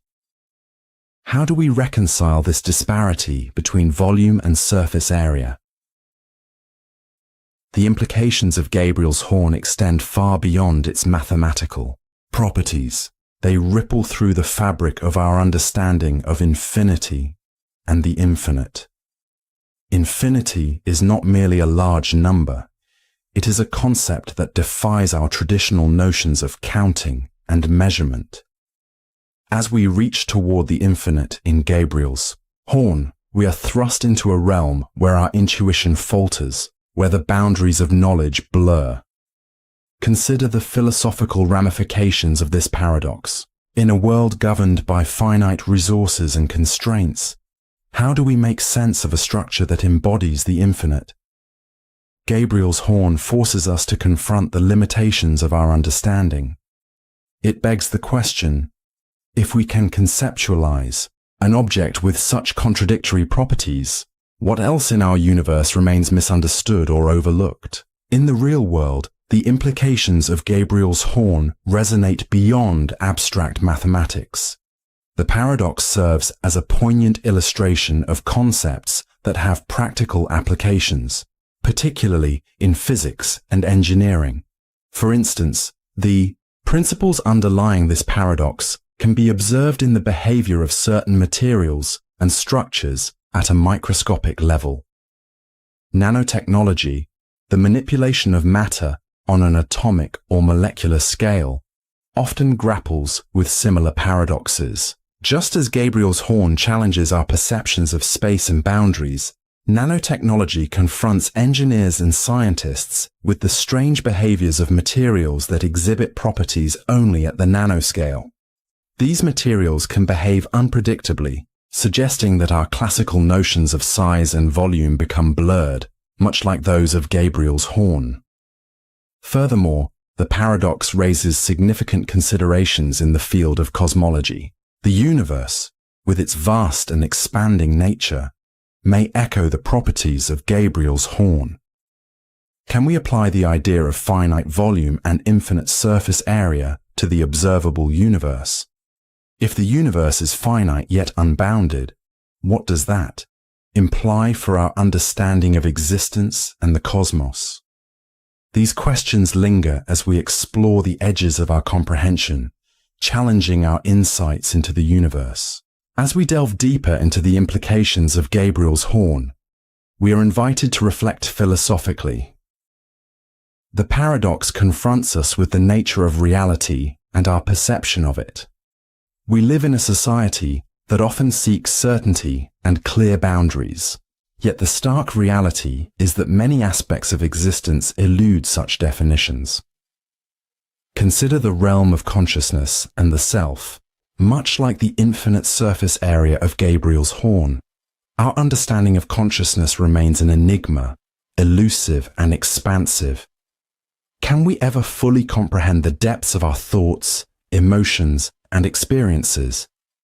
Just as the surface area of the horn stretches into the infinite, so too does the exploration of what it means to be human. Gabriel's horn ultimately serves as a reminder of the limitations inherent in human understanding. As we grapple with concepts that defy our logic and intuition, we are faced with the realization that not everything can be neatly categorized or explained. Some phenomena exist in a realm beyond our grasp, challenging us to expand our thinking and embrace the uncertainty of existence. In a world where science and philosophy often collide, Gabriel's horn stands as a symbol of the delicate balance between certainty and ambiguity. It invites us to question our assumptions and confront the dark, unsettling realization that our understanding of reality may be merely a shadow of something far more complex and infinite. As we conclude this exploration, we are left with lingering questions about the nature of existence, the universe, and our place within it. What does it mean to perceive reality through finite lenses while grappling with infinite concepts? Can we ever fully comprehend the paradoxes that define our existence? The journey through Gabriel's horn is both a mathematical adventure and a philosophical odyssey, one that leaves us with more questions than answers, urging us to explore the boundaries of our understanding. In a world governed by numbers, the patterns lurking beneath the surface often defy our understanding. Among the most intriguing of these patterns is Benford's law, a mathematical phenomenon that suggests an unexpected distribution of digits in many real-life data sets. But how can this be? Why do certain numbers appear more frequently than others? The implications of this law extend far beyond mere curiosity, challenging our perceptions of probability, data integrity, and even the very fabric of reality itself. At its core, Benford's law posits that in many naturally occurring collections of numbers, the leading digit is not uniformly distributed. Instead, smaller digits occur as the first digit far more frequently than larger ones. Specifically, the number 1 appears as the leading digit about 30% of the time, while the number 9 appears less than 5% of the time. This logarithmic distribution is counterintuitive. One might expect that in a random assortment of numbers, each digit would have an equal chance of being the first. Yet, empirical observations consistently reveal a different truth. Consider the following. If we take the populations of countries, financial figures, or even the lengths of rivers, we find that the number 1 leads the charge. Why does this phenomenon occur? It seems that the universe has a preference for the underdog, the smaller digits. Such a revelation prompts unsettling questions about our comprehension of randomness and order. Are we merely observers of a greater design woven into the fabric of existence? The implications of Benford's law extend into various fields, from finance to forensic science. In the realm of auditing, for instance, accountants and forensic analysts utilize Benford's law to detect fraud. If a company's financial statements deviate significantly from the expected distribution of leading digits, it may indicate manipulation or falsification. The law serves as a sentinel, a guardian of numerical integrity. But the power of this law is not limited to benevolent applications. The unsettling reality is that it can also be harnessed for nefarious purposes. A skilled fraudster might manipulate data to conform to the expected patterns, thus obscuring the truth. This duality raises profound ethical questions. How do we navigate a world where numbers can both expose and conceal? How do we discern genuine truth in a landscape riddled with deception? As we delve deeper into the implications of Benford's law, we encounter a philosophical labyrinth. The law challenges our understanding of chance and determinism. If numbers adhere to a pattern, does that imply a predetermined order? Or are these patterns merely illusions, artifacts of our perception? The existence of such a law raises questions about free will. If the universe operates on predictable patterns, to what extent are our choices truly our own? Are we merely following a script written in the stars, or do we possess the agency to deviate from it? The tension between determinism and free will is a theme that has echoed throughout human history, and Benford's law adds a new layer of complexity to this age-old debate. One of the most unsettling aspects of Benford's law is its paradoxical nature. While it holds true across varied datasets, it also reveals that not all datasets conform. In fact, datasets that do not span several orders of magnitude, including those that are artificially constrained, tend to deviate from the expected distribution. This raises a critical question. How do we reconcile the existence of a law that applies universally while simultaneously acknowledging the exceptions? The paradox may lie in our expectations. We often anticipate that our understanding of the world should fit neatly into established frameworks. Yet Benford's law serves as a reminder that the universe is replete with anomalies.